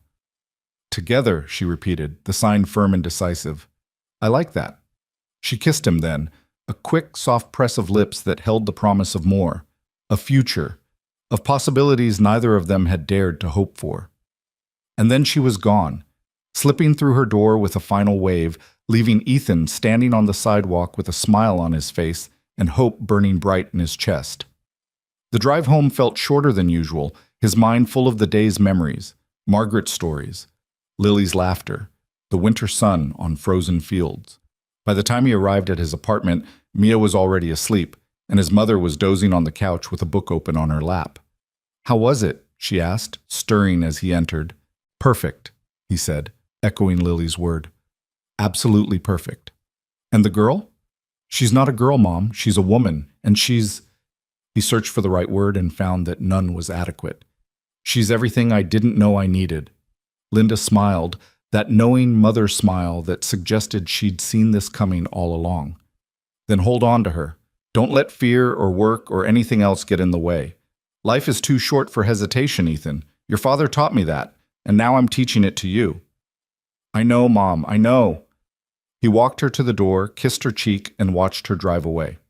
Then he checked on Mia, still sleeping, her small face peaceful in the nightlight's glow, and finally allowed himself to collapse onto his own bed, exhaustion and happiness mingling into something that felt almost like peace. His phone buzzed one last time. A text from Lily. Today was the best day I've had in years. Thank you for giving me something to hope for again. He typed back, the feeling is mutual. Sleep well, Lily. Tomorrow is going to be even better. Promise? Promise. He set the phone on his nightstand and closed his eyes, letting the day's memories wash over him one more time. The farmhouse, Margaret, the frozen creek, Lily's kiss on the brownstone steps, and somewhere, beneath all of it, his father's voice signing in the language of memory. You're going to be okay, son. You're going to be more than okay. Ethan fell asleep smiling, and for the first time in a very long time, he didn't dream of loss. He dreamed of beginnings, of possibilities, of a future that was finally starting to feel within reach. The The week that followed would bring challenges he couldn't anticipate, choices he wasn't prepared for, revelations that would shake the foundations of everything he thought he knew. Marcus Holloway wasn't finished, and the storm that had been building in the office was about to break with devastating force. But for now, in this quiet moment between darkness and dawn, Ethan Reed allowed himself to believe that everything was going to be okay. And for the first time in 3 years, he actually meant it. The storm broke on a Tuesday. Ethan had just returned from lunch, a sandwich from the deli around the corner that he'd barely tasted, his mind occupied with the Morrison account and a text from Lily about dinner plans. The office hummed with its usual afternoon energy, keyboards clicking, phones ringing, the low murmur of conversations drifting over cubicle walls. Everything felt normal, ordinary, predictable. And then Marcus walked past his cubicle, paused, and said 4 words that changed everything. "Hamilton wants to see you." Ethan looked up from his computer, searching Marcus's face for some clue about what was coming. But Marcus's expression was carefully neutral, almost serene, the look of a man who knew a secret and was savoring the anticipation of watching it unfold. "About what?" "I couldn't say." Marcus's smile was thin, almost invisible. "But I wouldn't keep him waiting."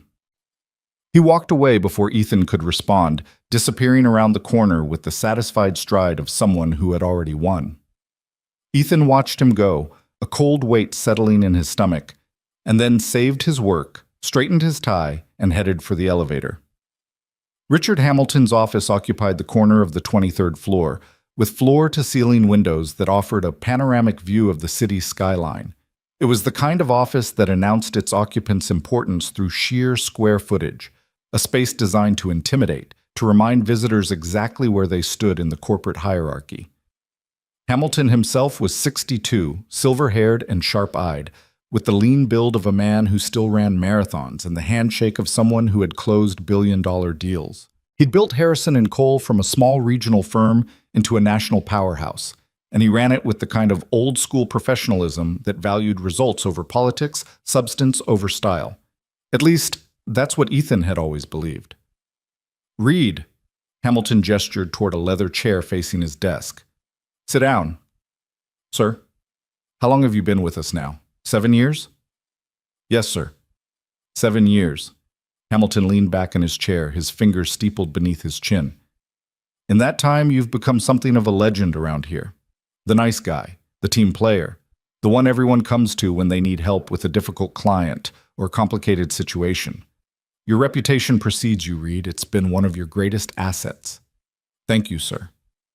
"But reputations are fragile things."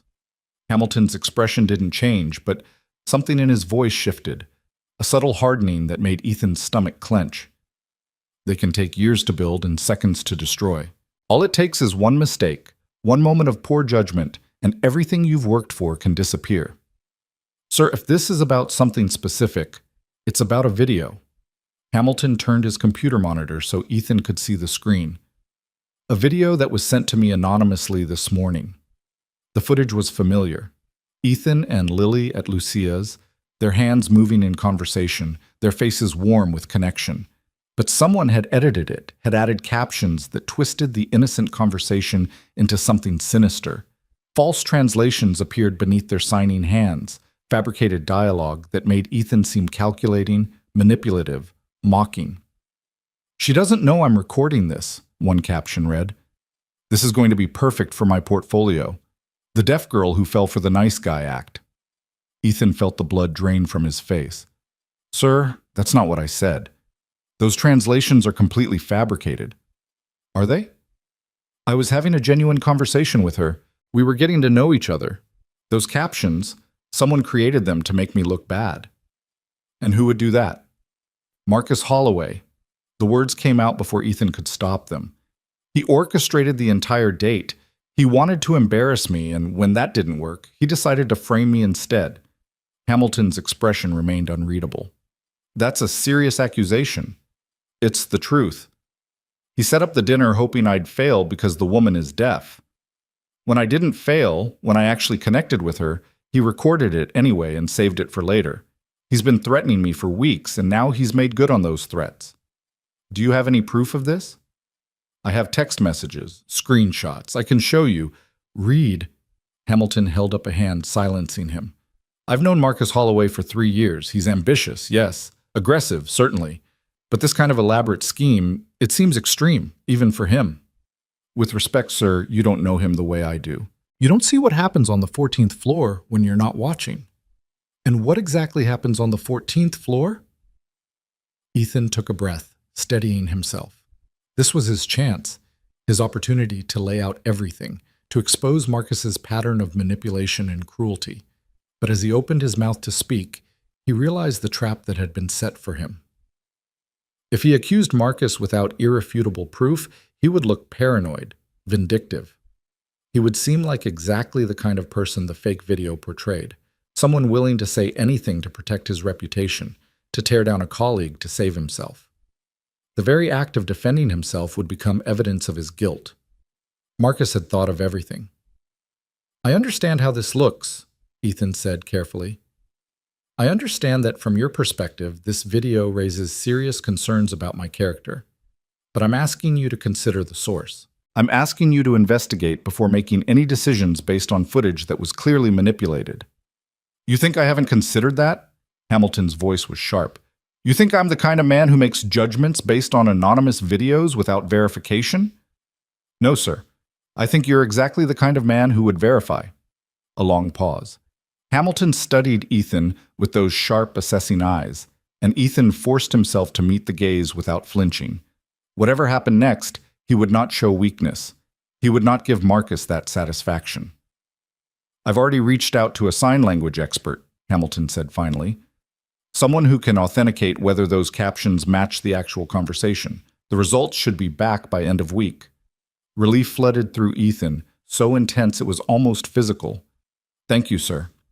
Don't thank me yet. Until we have verification, you're on administrative leave, paid but mandatory. You'll turn in your badge and your laptop before you leave today. Sir, this isn't a punishment, Reed, it's protection.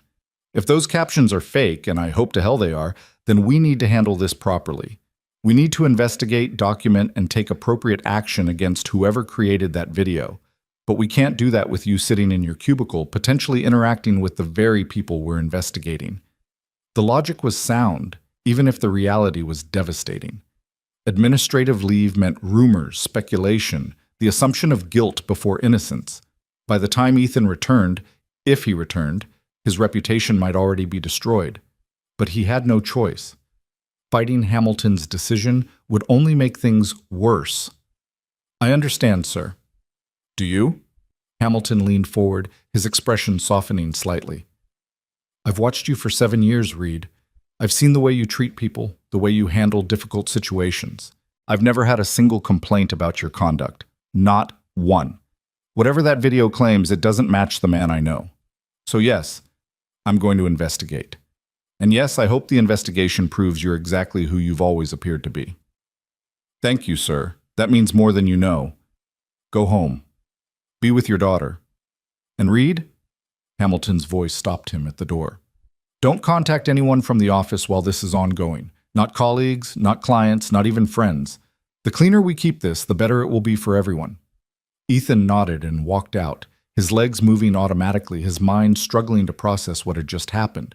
Administrative leave, badge confiscated, laptop surrendered. In the space of 30 minutes, his entire professional life had been suspended, held hostage by a fabricated video and a colleague's malice. He collected his personal items from his cubicle under the watchful eyes of coworkers who had clearly already heard something, their expressions ranging from curious to sympathetic to openly hostile. Victoria Slate was nowhere to be seen, but Derek Chen stood at the edge of the floor, watching with an expression that might have been guilt or might have been satisfaction. It was impossible to tell. Marcus didn't appear at all. Of course he didn't. He was too smart to gloat openly, too careful to leave any evidence of his involvement. He would wait, hidden in his office, savoring his victory from a safe distance. Ethan packed his things into a cardboard box, the photo of Mia, the coffee mug, the small succulent that had somehow survived his neglect, and walked out of Harrison and Cole Financial with his head held high and his heart breaking with every step. The drive home was a blur of traffic lights and racing thoughts. He should call someone. his mother, Lily, his lawyer, if he even had one. But Hamilton's warning echoed in his mind, don't contact anyone from the office, and while Lily technically wasn't from the office, she was connected to the situation. Anything he said to her could be twisted, used against him, turned into more ammunition for Marcus's campaign. So he drove in silence, the radio off, the city passing by his windows like a movie he wasn't really watching. By the time he reached his apartment building, the sun had shifted, casting long shadows across the parking lot, and he felt more exhausted than he'd ever felt in his life. Mia wouldn't be home for hours. She was at school, living her normal second-grade life, blissfully unaware that her father's world had just collapsed. His mother would be at her book club, unavailable for another few hours. He was alone, truly alone, in a way he hadn't been since the worst days after Emma's death. He sat in his car for a long time, staring at the steering wheel, letting the shock and anger wash over him in waves. Then slowly, he reached for his phone and made a decision. Hamilton had told him not to contact anyone from the office. He hadn't said anything about the woman who had been used as a weapon in Marcus's scheme. Lily answered on the second ring. Ethan? I wasn't expecting to hear from you until tonight. Is everything okay? He opened his mouth to answer and found that he couldn't.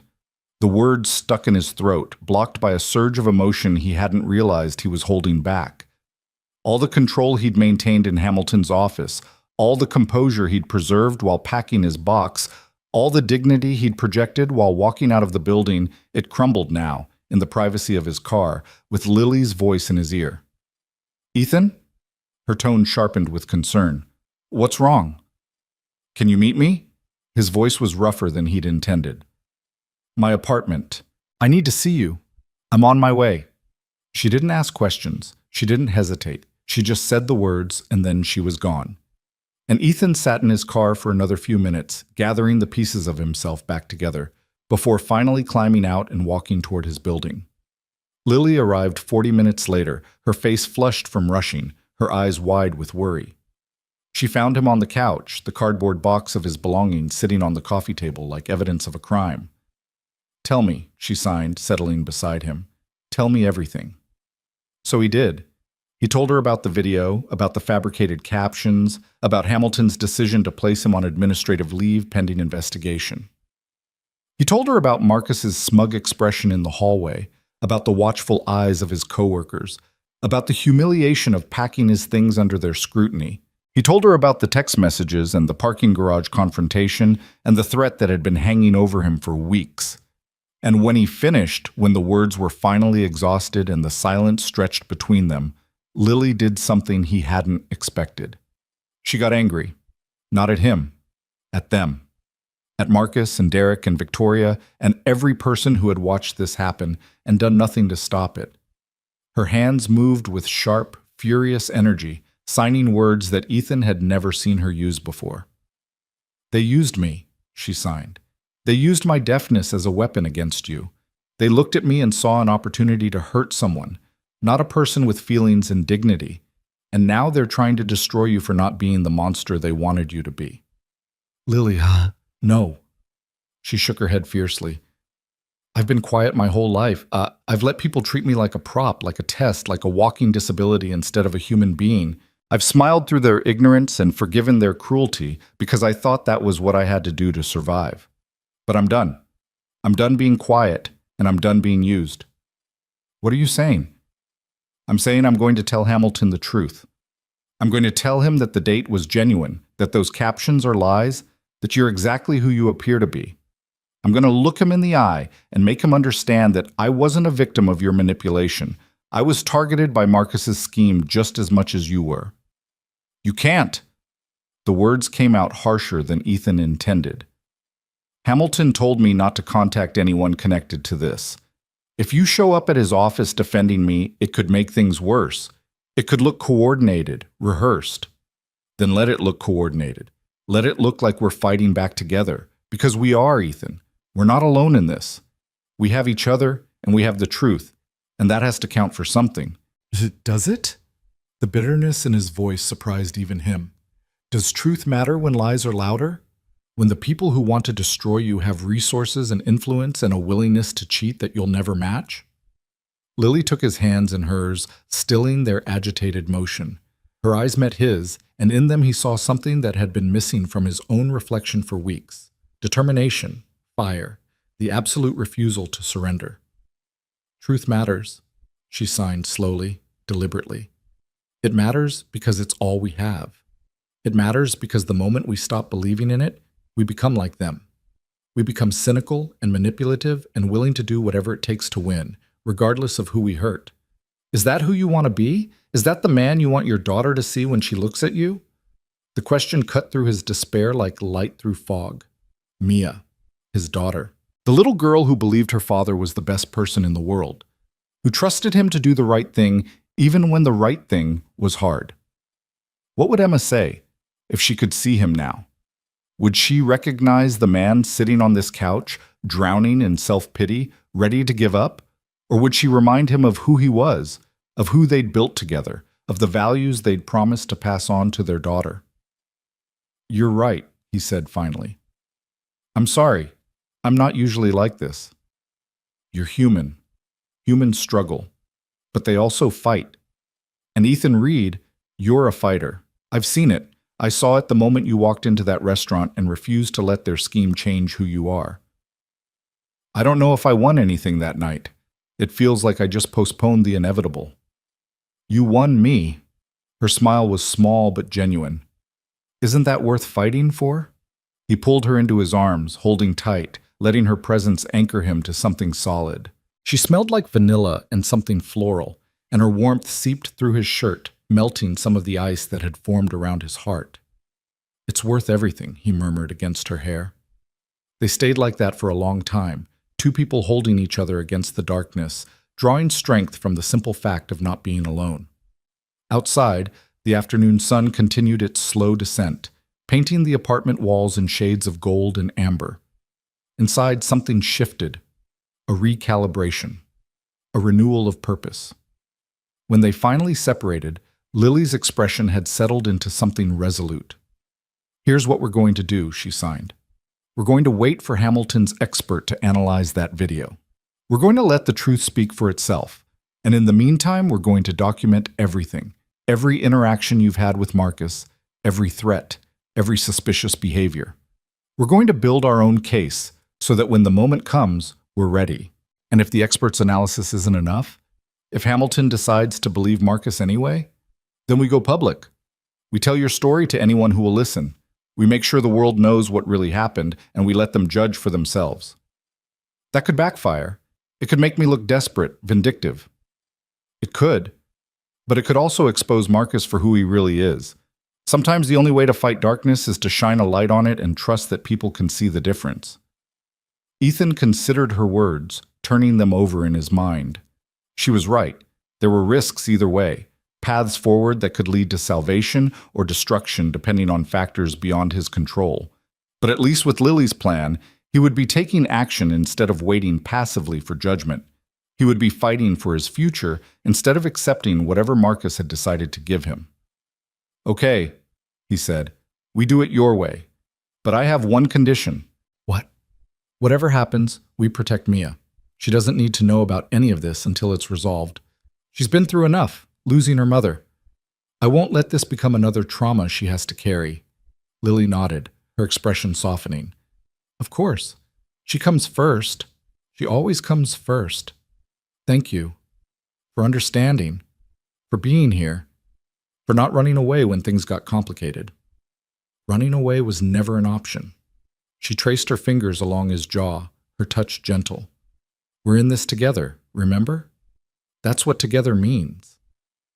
The afternoon gave way to evening, and evening brought Mia home from school, her backpack bouncing as she ran through the door, her face lit with the uncomplicated joy of childhood. She launched herself at Ethan, wrapping her small arms around his waist, and the simple warmth of her embrace dissolved the last of his despair. "Daddy, you're home early." "I am. I thought maybe we could have a special dinner tonight. Just the three of us." Mia's eyes went wide and she noticed Lily for the first time, standing slightly apart, watching the reunion with a smile. "Lily!"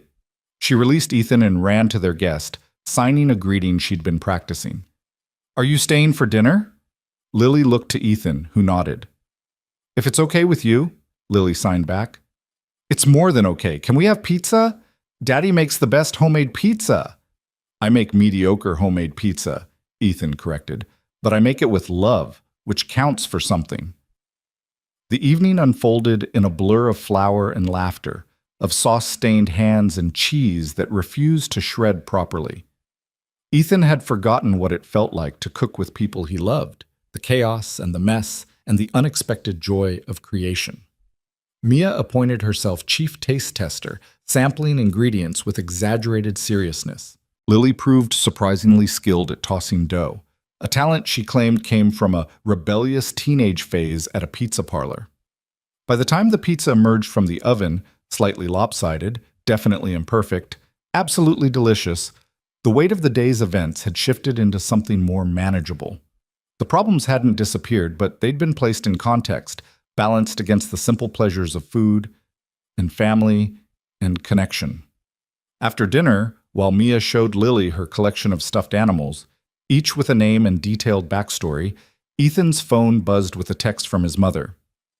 Heard you came home early. Everything okay? He thought about lying, about protecting her from worry the way he was protecting Mia. But his mother had always been able to see through his deceptions, had always known when something was wrong, even when he tried to hide it. Complicated, he typed back. I'll explain tomorrow. Can you take Mia to school in the morning? Of course. I'll be there at 7. And Ethan, whatever it is, we'll get through it. We always do. He smiled at the screen, at the certainty in her words, at the maternal confidence that had anchored him through every storm of his life. I know, Mom. I know. Mia fell asleep at 8:30, worn out from the excitement of having Lily in her home. Ethan tucked her in, kissed her forehead, and stood in her doorway for a long moment, watching her chest rise and fall with the peaceful rhythm of childhood sleep. She's beautiful, Lily signed from behind him. She has your eyes. She has her mother's spirit, stubborn, curious, fearless. That's a good combination. They returned to the living room, settling onto the couch with the exhaustion of a day that had held too many emotions. Lily leaned against him, her head on his shoulder, her hand finding his in the darkness. Thank you for tonight, she signed with her free hand, for letting me be part of this. Thank you for wanting to be part of it. I want to be part of everything. She tilted her face up to look at him. Every hard day and every good day and everything in between. I know it's fast. I know we've only known each other for a few weeks, but I've never felt more certain of anything in my life. Neither have I. The kiss that followed was different from their first, deeper, slower, weighted with intention. It wasn't the tentative exploration of strangers discovering attraction. It was the deliberate declaration of two people choosing each other, consciously and completely, despite everything that stood in their way. When they finally separated, Lily's eyes were bright with emotion. Whatever happens with Marcus, with your job, with any of it, promise me we'll face it together. I promise. And promise me you won't give up, not on yourself, not on us, not on the future we're building. I promise. She kissed him once more, quick and fierce, then gathered her things to leave. At the door, she turned back, her hand raised in a final sign. I believe in you, Ethan Reed, even when you forget to believe in yourself. And then she was gone, and Ethan was alone with the quiet of his apartment and the sleeping form of his daughter, and the knowledge that tomorrow would bring new challenges, new battles, new opportunities to prove who he really was. He cleaned the kitchen slowly, methodically, letting the familiar rhythm of domestic work calm his racing mind. The dishes went into the washer, the counters were wiped clean. The leftover pizza was wrapped and stored, a reminder of the evening's simple pleasures. When everything was done, he sat at the dining table with his laptop, his personal one, not the company machine that now sat in Hamilton's office, and began to write. He wrote about Marcus, about the parking garage confrontation, about the text messages and the veiled threats and the pattern of behavior that stretched back years. He wrote about Victoria and Derek, about their complicity in the scheme, about the way they'd watched him pack his belongings without saying a word. He wrote about Lily, too, about their first meeting, their genuine connection, the way she'd seen through the setup and chosen to trust him anyway. He wrote about her strength and her anger, and her absolute refusal to be defined by other people's cruelty. And he wrote about himself, about his father and his grandmother and the language that had connected them across the divide of hearing and deafness, about Emma and her death and the 3 years of grief that had followed, about Mia and his mother and the network of love that had sustained him through every hardship. The document grew, page after page of truth and memory, a record of who he was and how he'd gotten here. It wasn't for public consumption. Not yet. Maybe not ever. It was for him, a reminder of his own story, written in his own words, resistant to manipulation and misrepresentation. By the time he finished, it was past midnight, and his eyes were heavy with exhaustion. But something had shifted in his chest, a lightening, a release of the pressure that had been building since Hamilton's office. He had told his truth. Whatever happened next, that truth existed, documented and preserved, waiting for the moment when it might be needed. He closed the laptop and went to bed, and for the first time in days, he slept without dreaming. The call from Hamilton came Thursday afternoon, 3 days into Ethan's administrative leave. He was at the playground with Mia when his phone rang, watching her navigate the monkey bars with determined concentration. "Reed," Hamilton's voice was brusque. "I need you in my office tomorrow morning, 9 o'clock sharp." "Sir, has the analysis come back?" "It has. We have a great deal to discuss. Can you tell me—" "Tomorrow, Reed, 9 o'clock." The line went dead. Ethan stood frozen by the playground fence, his heart pounding, his mind racing through possibilities. The analysis had come back. Hamilton wanted to meet. But the CEO's tone had been impossible to read, neither warm nor cold, neither encouraging nor condemning. "Daddy?" Mia had appeared beside him, tugging at his sleeve. "Who was on the phone?" "Just work, sweetheart." "Are you going back to the office?" "Maybe. We'll see."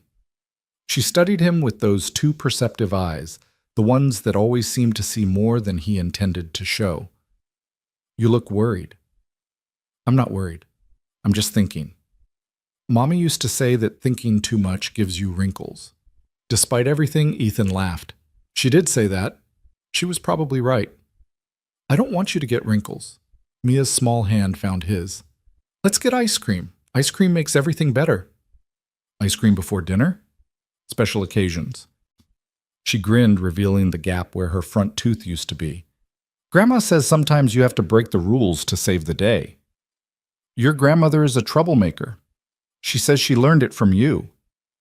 Ethan shook his head, marveling at the resilience of children, at their ability to find joy even in uncertain moments. Mia didn't know what was happening, didn't understand the stakes of tomorrow's meeting or the possibility that her father's career might be ending. She only knew that her daddy looked worried and ice cream might help. And maybe she was right. Maybe sometimes the simplest solutions were the best ones. "Okay," he said. "Ice cream. But you're not telling your grandmother about this." "Cross my heart." They walked to the ice cream shop around the corner, Mia chattering about school and friends and the butterflies she'd seen on the way to the playground. The ordinary details of childhood, precious in their mundanity, grounding Ethan in the present, even as his mind drifted toward tomorrow's uncertainties. That night, after Mia was asleep, he called Lily and told her about Hamilton's summons. "This is it," she signed through the video call. "This is the moment everything changes." "I know. Are you ready?" "I think so. I've spent the past 3 days preparing for this, going over every detail, every interaction, every piece of evidence. Whatever happens tomorrow, I'm going to face it head on." "Do you want me to be there?" He considered the offer, tempted by the comfort of her presence. But this was his battle to fight, his reputation to defend. Lily had offered her support, had promised to testify to the truth if needed, but the meeting with Hamilton was something he needed to do alone. "Not this time, but I'll call you the moment it's over." "Promise?" "Promise." She blew him a kiss through the screen, a gesture so unexpectedly playful that it made him laugh. And then the call ended, and he was alone with his thoughts again. He didn't sleep much that night. His mind kept cycling through scenarios, through arguments and counter-arguments, through every possible outcome of the coming confrontation. By dawn, he felt like he'd already lived the meeting 100 times, each iteration slightly different, most of them ending badly. But when he looked in the mirror while shaving, he saw something that surprised him. Not fear, not defeat, determination. The same expression his father used to wear when facing a challenge, the quiet certainty of a man who knew his own worth regardless of what others thought. "You're going to be okay," he told his reflection.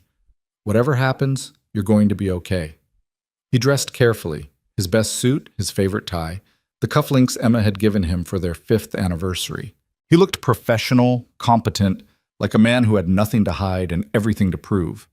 His mother arrived at 7 to take Mia to school, her eyes full of questions she was too wise to ask. "Good luck today," she said, hugging him tight. "Call me when you can." "I will." He drove to Harrison and Cole for what might be the last time, watching the familiar buildings pass by his window, trying to memorize the route he'd traveled thousands of times before. The parking garage was the same as always, cold, concrete, smelling faintly of exhaust. The elevator played the same bland music. The lobby security guard nodded at him with the same professional disinterest. Everything was the same, and nothing was the same, because today everything might change. He reached Hamilton's office at 8:55, early, but not too early, and was immediately shown inside. The CEO sat behind his massive desk, his expression unreadable, his fingers steepled in that familiar gesture of contemplation. And beside him, seated in a chair facing the door, was Marcus Holloway. Ethan froze for just a moment, surprised by the presence of his adversary, before forcing himself to move forward with controlled calm. Whatever game was being played, he refused to show weakness. "Sit down, Reed," Hamilton gestured to the empty chair beside Marcus. "We have a great deal to discuss, and I'd prefer to do it efficiently." Ethan sat. Marcus didn't look at him, kept his eyes fixed straight ahead, his posture rigid, his expression carefully neutral. But Ethan could see the tension in his jaw, the slight tremor in his hands. Whatever was about to happen, Marcus wasn't as confident as he pretended to be. "I'm going to be direct," Hamilton said. "The sign language expert completed her analysis of the video yesterday. Her findings were illuminating." He paused, letting the word hang in the air. Ethan held his breath. The captions in that video were fabricated, completely and entirely false. According to the expert, the actual conversation was warm, genuine, and showed no signs of manipulation or deception on your part, Reed. In fact, she described it as one of the most natural and authentic first-date conversations she'd ever analyzed. The relief was so intense that Ethan felt dizzy. But he kept his face neutral, kept his voice steady, refused to show the emotional storm raging beneath his surface. "Thank you, sir. I appreciate the thorough investigation." "Don't thank me yet." Hamilton's voice was sharp. "Because the analysis raised significant questions about who created those fake captions and why. And after some additional investigation, we've traced the manipulation back to its source."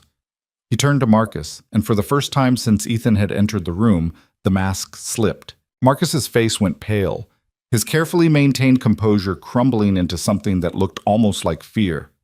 "Holloway," Hamilton said quietly, "would you like to explain yourself?" The silence stretched for an eternity.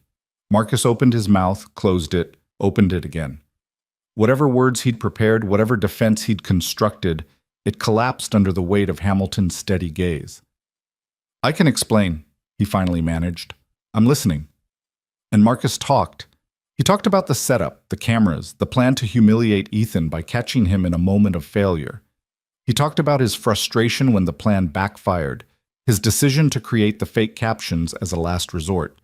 He talked about the threats in the parking garage, the anonymous email to Hamilton, the elaborate scheme that had consumed his attention for weeks. He talked, and Ethan listened, and Hamilton's expression grew colder with every word. When Marcus finished, the office was silent, except for the distant hum of the building's ventilation system. Hamilton stared at his subordinate for a long moment, his eyes hard with disappointment. 20 years in this business," he said finally, "and I've never seen anything quite this pathetic. You had a good career, Holloway, good clients, good prospects, good opportunities. And you threw it all away because you couldn't stand watching someone else succeed." "Sir, I can make this right." "No, you can't." Hamilton stood, his voice carrying the weight of final judgment. Your employment with Harrison and Cole is terminated, effective immediately. Security will escort you to collect your belongings. I recommend you leave quietly, because anything you say or do at this point will only make your situation worse. Marcus looked like he wanted to argue, to plead, to somehow reverse the disaster he'd created. But something in Hamilton's expression must have convinced him it was futile, because he simply stood, nodded once, and walked toward the door. At the threshold, he paused and looked back at Ethan. Their eyes met, and in Marcus's gaze, Ethan saw something unexpected. Not hatred, not resentment, but something closer to respect. "You're a better man than I am, Reed," Marcus said quietly. "I guess I always knew that. I just couldn't admit it."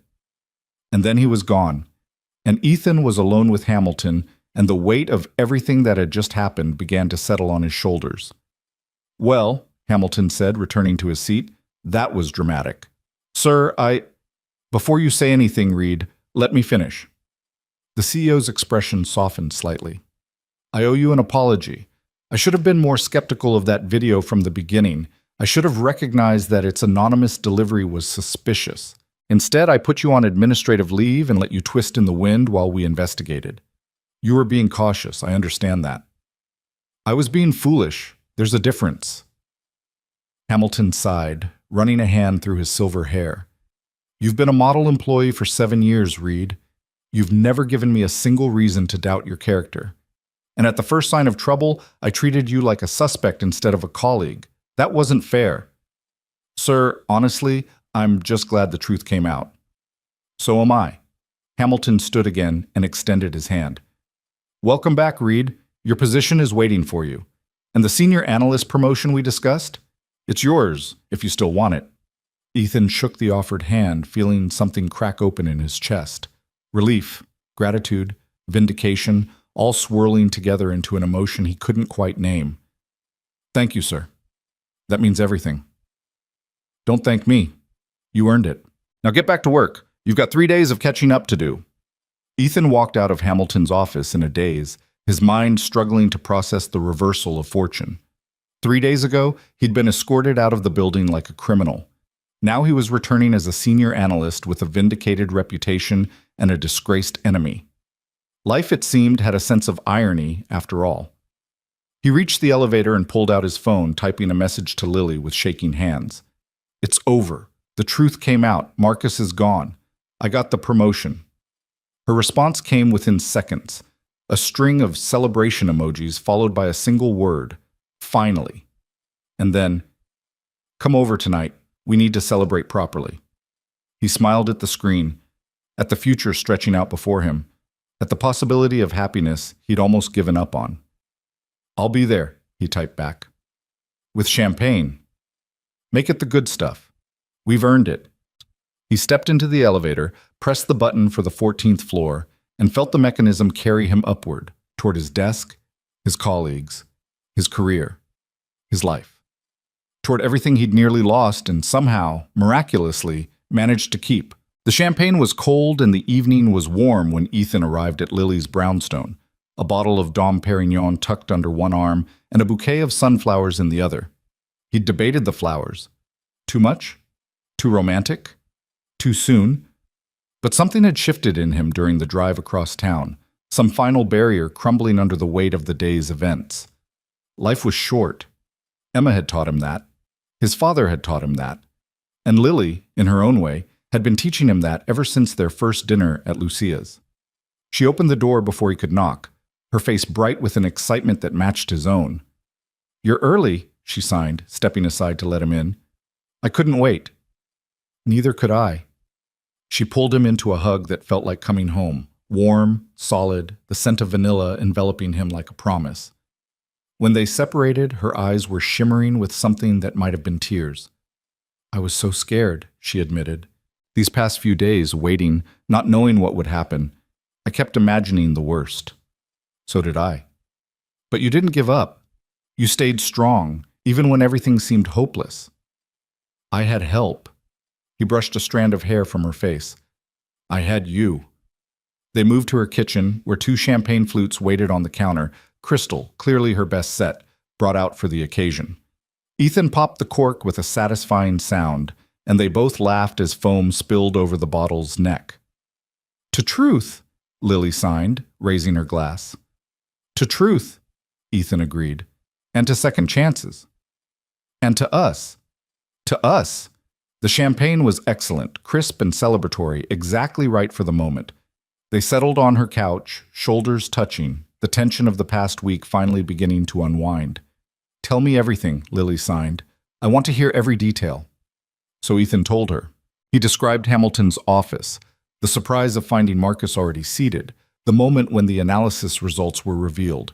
He described the look on Marcus's face when the fabrication was exposed, the fear, the desperation, the final collapse of his carefully constructed scheme. He described Hamilton's apology, the offered promotion, the handshake that had sealed his vindication. And when he finished, Lily sat in silence for a long moment, processing everything. He really said that? Marcus, I mean. That you're a better man than him? He did. It was unexpected. Do you believe him? That he actually meant it? Ethan considered the question. Marcus Holloway had been his antagonist for years, a constant source of tension and competition. The scheme with the restaurant, the fake video, the threats, these were the actions of a man willing to destroy another person's career for personal gain. Such a person didn't deserve sympathy, didn't deserve the benefit of the doubt. And yet, there had been something in Marcus's eyes at the end, something that looked almost like recognition, like the first glimmer of self-awareness breaking through a lifetime of self-deception. Was it genuine? Was it another performance, another manipulation? Ethan didn't know, but he wanted to believe that somewhere beneath the cruelty and the ambition, there was a person capable of growth. I think, he said slowly, that he meant it in that moment. Whether he'll keep meaning it, whether losing everything will change him or just make him angrier, I don't know, but I hope so. I hope losing everything forces him to become someone better. Lily shook her head, marveling.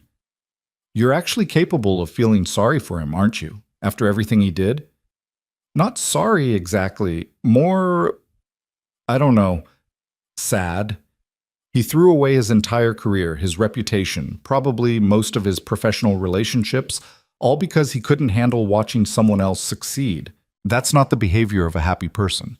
That's the behavior of someone deeply unhappy with himself. That's very generous. It's practical.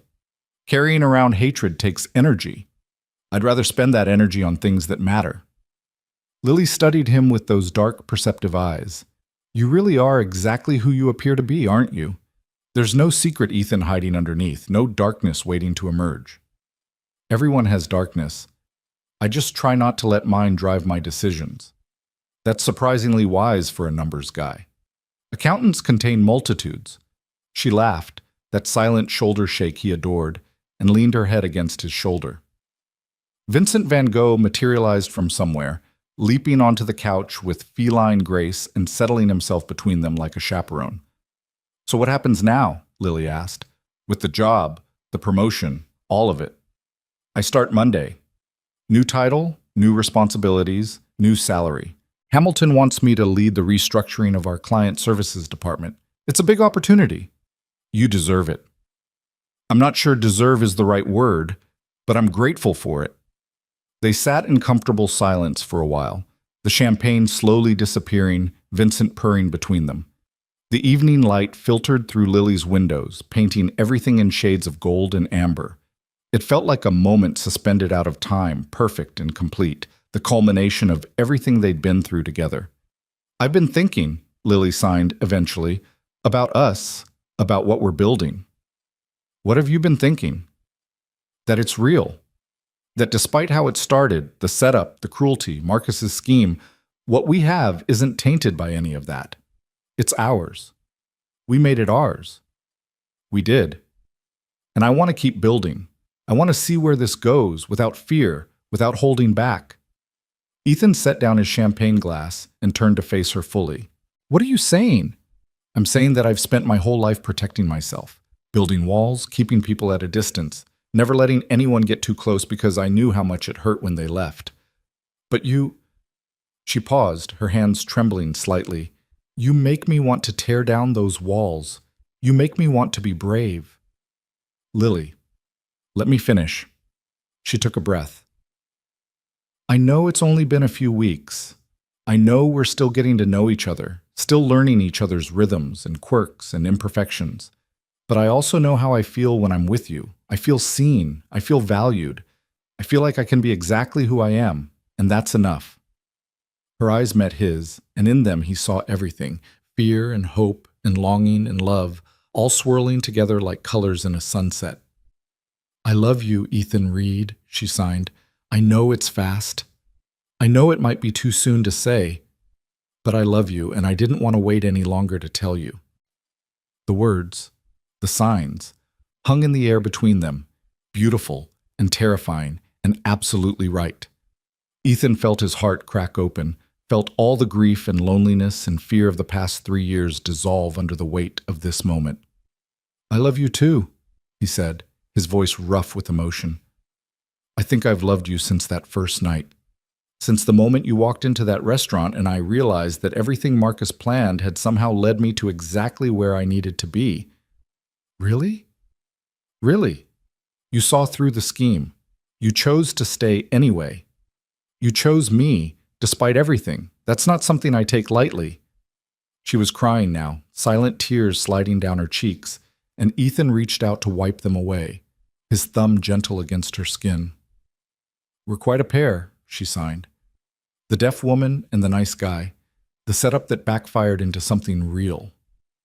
It sounds like a movie. A terrible movie. The kind my mother would watch on the Hallmark Channel. I'd watch it if it starred you. She laughed and kissed him, a deep, searching kiss that held 3 weeks of tension and relief and discovery. When they finally separated, both breathless, the evening had deepened into full night outside the windows. Stay, she signed. Tonight. I don't want you to go. What about Vincent? He seems very possessive. He'll survive. He's a resilient cat. Ethan glanced at the orange tabby, who was watching them with an expression of feline disdain. I'm not sure he agrees. He'll get over it. Lily stood, extending her hand. Come on, let me show you the rest of the apartment. He took her hand and let her lead him through the doorway, into whatever came next. The weeks that followed were a blur of transitions and adjustments. Ethan threw himself into his new role at Harrison & Cole, learning the complexities of department leadership while navigating the changed dynamics of his relationships with colleagues. Derek Chen and Victoria Slate had both been placed on probation, their involvement in Marcus's scheme thoroughly documented and appropriately punished.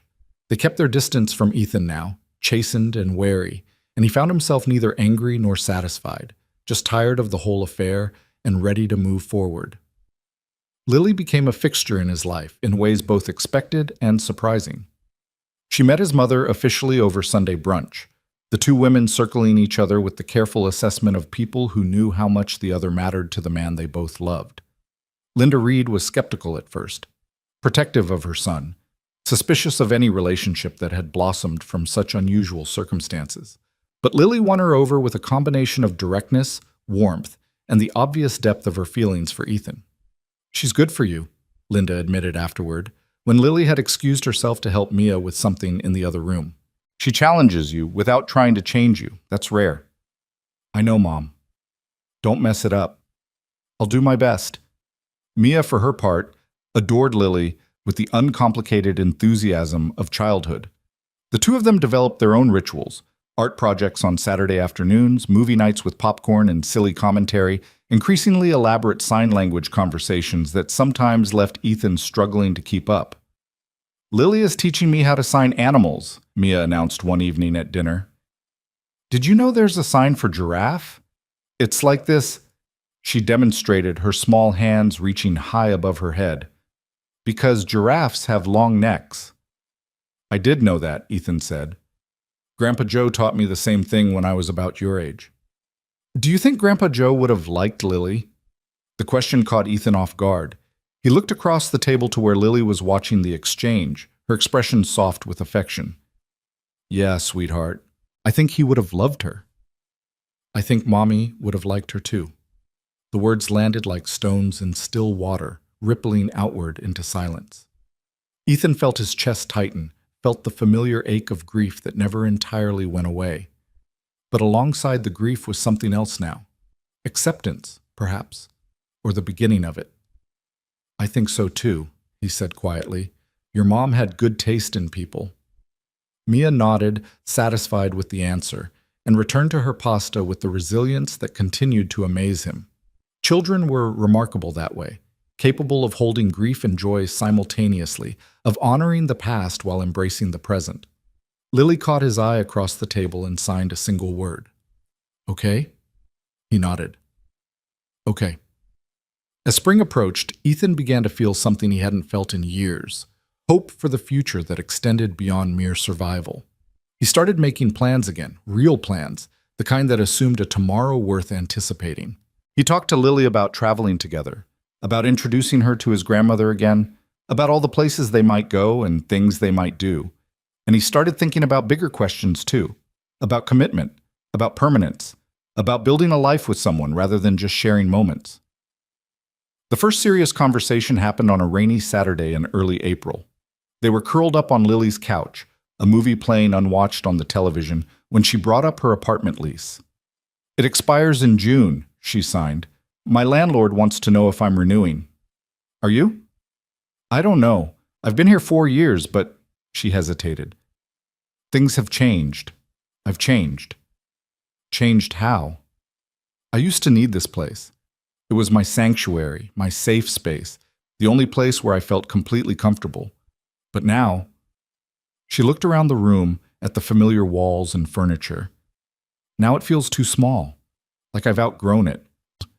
Ethan considered his next words carefully. They had been together for 3 months, long enough to know this was real, short enough that any major step felt significant. What if you didn't renew, he asked. What would you do instead? I don't know. Find something bigger, maybe. Somewhere with more light, more space. What about somewhere closer to me? Lily's eyes searched his face. What are you suggesting? I'm not sure exactly, but I know that the time we spend apart feels wrong now. Like something's missing. And I know that Mia lights up whenever you're around, and I know that waking up next to you is the best part of any day. Ethan, I'm not proposing, not yet, but I am asking if you'd consider something more permanent, moving in together maybe, or at least moving somewhere that makes our future easier to imagine. The words hung in the air between them, heavy with implication. Lily didn't respond immediately, and Ethan felt a flutter of anxiety in his chest. It's a big step, she finally signed. Living together, combining lives. I know. It would change everything. I know that too. And Mia, how would she feel about it? I think she'd be thrilled, but we could ask her. We could take it slow, make sure she's comfortable with every step. Lily was quiet for a long moment, her expression thoughtful. Then, slowly, a smile began to spread across her face. You really want this? You're sure? I've never been more sure of anything. Then yes, let's do it. Let's build something permanent. The relief and joy that flooded through Ethan was overwhelming. He pulled her into his arms, holding tight, feeling her heart beat against his chest. Thank you, he murmured against her hair. Thank you for being brave enough to say yes. Thank you for being brave enough to ask. They stayed like that for a long time, wrapped in each other, listening to the rain against the windows and imagining the future they would create together. Finding the right place took longer than expected. Ethan wanted somewhere with a yard for Mia, somewhere near good schools and parks, and all the things that mattered for raising a child. Lily wanted light, big windows, high ceilings, spaces that didn't feel confining. They looked at dozens of places over the following weeks, each one close but not quite right. And then, on a sunny Saturday in May, they walked into a renovated Victorian in a quiet neighborhood 20 minutes from Ethan's office, and both of them knew immediately. The house had everything they'd been looking for and things they hadn't realized they wanted. A wraparound porch perfect for summer evenings. A modern kitchen that opened onto a dining room with original hardwood floors. 4 bedrooms. One for them, one for Mia, one for Lily's studio, one for guests. A backyard with a massive oak tree that seemed to have been waiting decades for a child's swing. This is it, Lily signed, standing in the master bedroom with sunlight streaming through the bay windows. This is home. Are you sure? We should probably look at more places, compare prices. I'm sure. She turned to face him. I've spent my whole life being careful, being practical, waiting for the perfect moment. But sometimes you just know. And I know this is where we're supposed to be. Ethan looked around the room, imagining mornings here with Lily beside him, imagining Mia's laughter echoing through the halls, imagining holidays and birthdays, and all the ordinary moments that made up a life. Okay, he said. Let's do it. They made an offer that afternoon, and it was accepted before sunset. The closing took 6 weeks, during which Ethan's life became a whirlwind of paperwork and packing and the logistical nightmares of combining 2 households. His mother helped, as she always did, her capable hands sorting through boxes and her capable voice directing movers with military precision. Lily's friends appeared too, colleagues from her design work, former classmates from her college days, a small but fierce network of people who loved her and wanted to support this new chapter of her life. Moving day itself was chaos and joy in equal measure.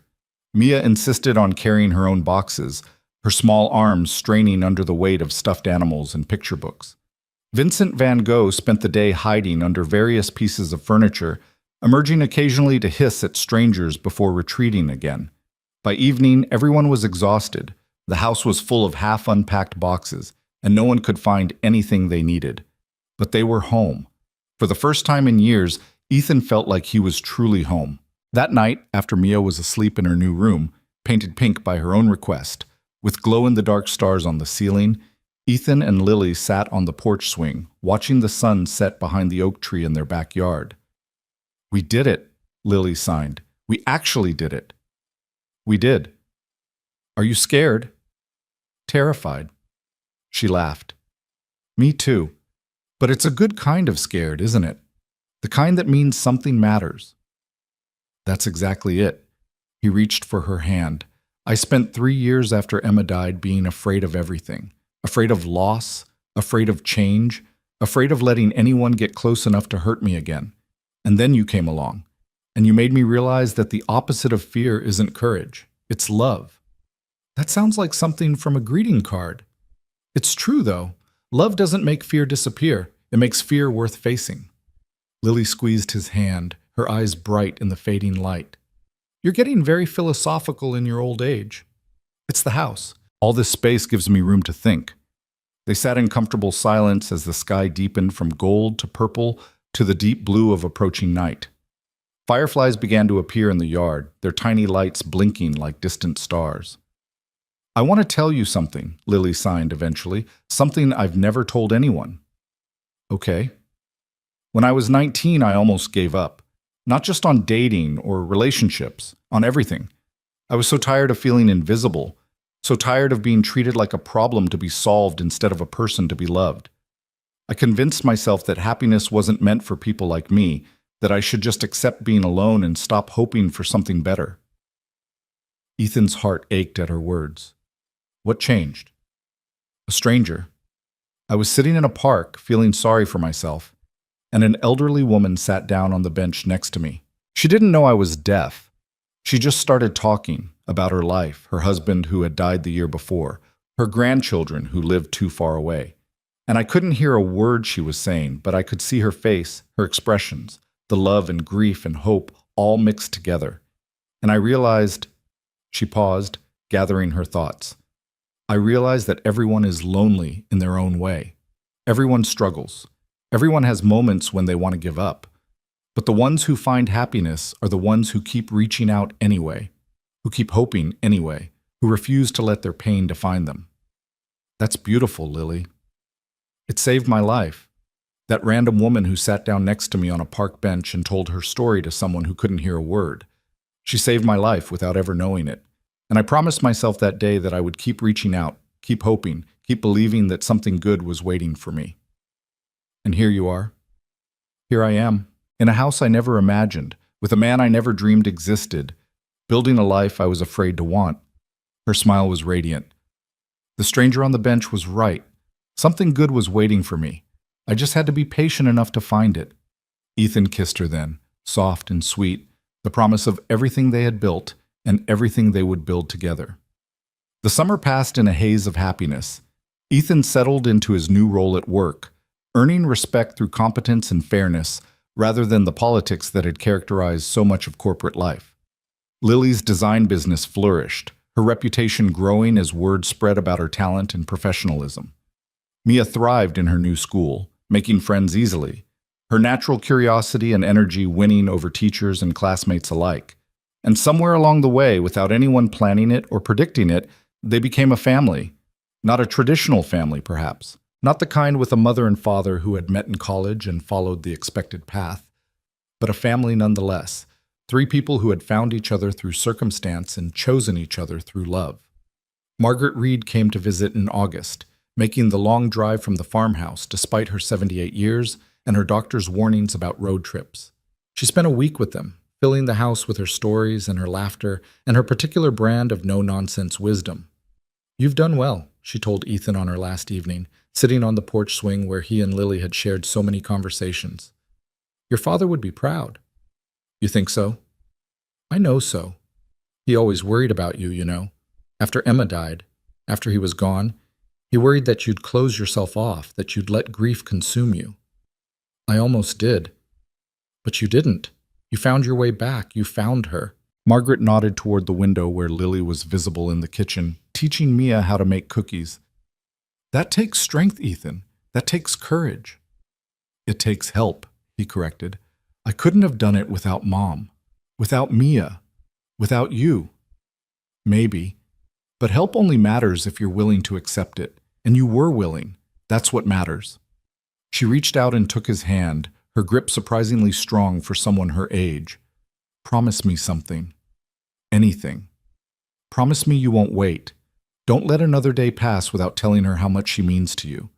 Don't assume there will always be time, because there won't. There never is. Grandma, your grandfather and I had 43 years together, and it still wasn't enough. Every moment is precious, Ethan. Every single one. Don't waste them waiting for the perfect moment. Make them perfect by living them fully." Her words echoed in his mind long after she'd gone to bed, long after the house had fallen quiet and the night had deepened around him.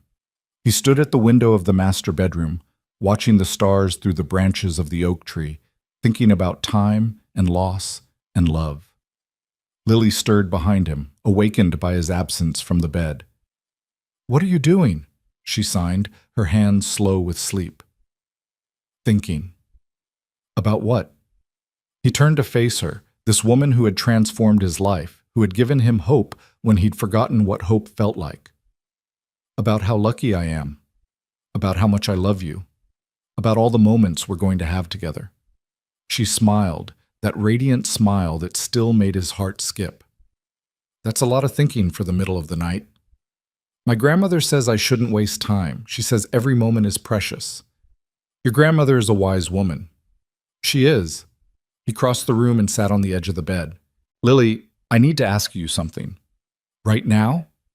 "Right now. It can't wait." She sat up, her expression shifting from sleepy to alert. "Okay, ask." He took her hands in his, feeling the familiar shape of her fingers, the warmth of her skin. "I know we've only been together 6 months. I know by most standards that's not very long, but I also know that I've never felt more certain about anything in my life. You're my partner. You're my best friend. You're the person I want to spend every remaining moment with." "Ethan, let me finish." He took a breath, steadying himself. "I don't have a ring. I don't have a plan or a speech or any of the things you're supposed to have for this moment. All I have is my heart, and it's telling me that you're the one, that you've always been the one, even before I knew you existed." Lily's eyes were wide, shimmering with tears in the moonlight. "Lily Carter," he said, "will you marry me?" The silence stretched for an eternity. 1 heartbeat, 2, 3. And then she was laughing and crying at the same time, her hands flying up to sign words that tumbled over each other in their eagerness to be expressed. "Yes, yes, yes, 1,000 times, yes." She threw her arms around him, pulling him close, and they fell together onto the bed, tangled in sheets and joy and the overwhelming certainty that this was right.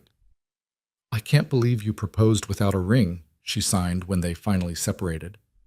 "I'll get you a ring, the most beautiful ring you've ever seen." "I don't care about the ring. I care about you. Then you'll have me. Forever. Promise? Promise. They lay together in the darkness, hands intertwined, hearts beating in sync. Outside, the summer night hummed with crickets and distant traffic, and all the ordinary sounds of a world that kept turning regardless of the extraordinary moments happening within it. But for Ethan and Lily, the world had just changed completely. Their future, once uncertain and frightening, now stretched before them like a road through beautiful country, full of unknown turns and unexpected vistas, but leading somewhere wonderful. Together, they would walk that road. Together, they would face whatever came. And together, they would build the life they had both been searching for, the life they had finally found in each other. The first pale light of dawn was beginning to color the sky when Ethan finally fell asleep, Lily warm against his side, his grandmother's words still echoing in his mind. Every moment is precious. Don't waste them. He wouldn't. Not anymore. Not ever again. The autumn that followed their engagement painted the world in shades of gold and crimson, and the old Victorian house that had become their home seemed to glow with a warmth that went beyond the afternoon light streaming through its windows. Ethan found himself pausing in doorways sometimes, watching Lily teach Mia a new sign in the kitchen, or catching the sound of his daughter's laughter echoing through halls that had once known only silence. These small moments, ordinary, unremarkable to anyone else, felt like miracles to him, evidence of a life he had stopped believing was possible. The ring came 3 weeks after his midnight proposal, a vintage diamond set in white gold that Ethan had found at an antique shop his grandmother had recommended. Margaret had described it in a letter. Yes, she still wrote letters, refusing to embrace email despite her grandchildren's urging, explaining that the ring had belonged to a woman who had lived in her town decades ago, a woman known for her kindness and her silent strength. She was deaf, Margaret had written, like your Lily. Her husband designed the ring specially for her, with the diamond set low so it wouldn't catch on things when she signed. They were married for 62 years. I thought you might want something with that kind of history. When Ethan presented the ring to Lily properly, on one knee this time, in the backyard under the oak tree, while Mia watched from the porch with barely contained excitement, she had cried. Not the silent tears he had seen before, but deep, shaking sobs that seemed to release something she had been holding for years. It's perfect, she signed when she could finally compose herself. How did you know? My grandmother, he admitted. She always knows. Lily slid the ring onto her finger, holding her hand up to catch the light, watching the diamond sparkle against the autumn sky. It feels like it was made for me. It was. Just not by me. That makes it even more special. She pulled him to his feet and kissed him, and from the porch came Mia's cheering and clapping, and somewhere in the distance a dog barked, and it was chaotic and imperfect and absolutely right. Wedding planning became the soundtrack of their winter. Lily, who had spent years designing visual identities for corporations and brands, threw herself into the aesthetics with characteristic intensity. Ethan, who had no strong opinions about color palettes or table settings, contributed by nodding supportively and occasionally vetoing the more elaborate suggestions. We don't need ice sculptures, he said one evening, flipping through a catalog Lily had left on the kitchen counter. I know, but look at this one. She pointed to an image of a carved swan, its wings spread in frozen flight. It's beautiful. It's also $3,000 that will melt before dessert. Fair point. She closed the catalog with a sigh. I'm getting carried away, aren't I? A little. But it's cute. Cute is not the word I was going for. What word were you going for? She considered the question. Prepared? Organized? Possibly obsessive? All accurate, but also cute. Lily threw a pillow at him, and he caught it, laughing, and the wedding planning continued with slightly fewer ice sculptures and slightly more mutual teasing. Mia had her own opinions about the wedding, which she shared freely and frequently. She wanted to be the flower girl, obviously. She wanted to wear a dress with sparkles. She wanted the cake to be chocolate because vanilla was boring and anyone who disagreed was wrong. She wanted Lily to carry sunflowers because those were her favorite, and she wanted the music to include at least one song from her favorite animated movie. You're very demanding, Ethan told her during one of their planning sessions. I'm invested, she corrected, a phrase she had clearly picked up from her grandmother. This is my future stepmom. I want everything to be perfect. Stepmom. The word gave Ethan pause. He had been so focused on the relationship between himself and Lily that he hadn't fully considered what the marriage would mean for Mia. Not just a new person in the house, but a new family structure, a new way of understanding her place in the world. Does that feel okay? He asked carefully. Calling Lily your stepmom? Mia thought about it, her small face serious. I think so. Lily isn't trying to be my real mom. She knows I already have a real mom, even if mommy isn't here anymore. But she loves me, and she takes care of me, and she makes you happy. That's what matters, isn't it? When did you get so wise? I've always been wise. You just didn't notice because you were busy being sad. The observation landed with the gentle precision of a child's honesty, and Ethan felt his eyes sting with unexpected tears. I was pretty sad, wasn't I? Yeah, but you're better now, and I'm glad. Mia climbed into his lap, tucking her head under his chin the way she used to when she was younger. I missed you, Daddy. Even when you were right here, I missed you. I'm sorry, sweetheart. I'm so sorry. It's okay. You came back. That's what matters. They sat together for a long time, father and daughter, the past and the future tangled together in an embrace that needed no words. And when Lily found them there, still holding each other, she joined them without asking, completing a circle that had once seemed impossibly broken. The wedding was scheduled for April, when the cherry blossoms would be blooming and the weather would be warm enough for an outdoor ceremony. They chose a venue near Margaret's farmhouse, a restored barn with high ceilings and wide doors that opened onto rolling fields. It wasn't fancy or fashionable, but it felt right. It felt like home. The guest list grew slowly, carefully curated to include only people who truly mattered. Ethan's mother, of course, seated in the front row with a handkerchief she would definitely need. His grandmother, insisting she was perfectly capable of making the trip despite her doctor's protests. A handful of colleagues from Harrison and Cole who had become genuine friends in the years since Marcus's departure. Lily's small network of fellow designers, former classmates, and the few relatives she still maintained contact with. And one unexpected addition, Derek Chen. Ethan had been surprised when Derek approached him at the office in early March, his usual confidence replaced by something that looked almost like humility. I know I don't deserve to be there, Derek had said. I know what I did, what I was part of, was inexcusable. But I wanted you to know that I'm sorry, really sorry. Not just because I got caught, but because I was wrong. Why now? It's been almost a year. Because it took me that long to figure out that you weren't the problem. I was. Derek shifted uncomfortably. I spent years resenting you for being good at your job, for being liked, for being good. I told myself it was an act that nobody could be that decent without having some angle. But watching what happened with Marcus, watching you handle it with more grace than I ever could have managed, it made me realize that I was the fake, not you. Ethan had studied the man before him, this former antagonist who now stood with slumped shoulders and honest eyes. The resentment he might once have felt was absent, replaced by something closer to pity. I appreciate you saying that, he said finally. It couldn't have been easy. It wasn't, but it was necessary. Derek paused. I'm not asking for forgiveness. I know that's too much, but I wanted you to know that your example, the way you handled everything, it changed how I think about things, about myself. That's actually good to hear. And congratulations on the engagement.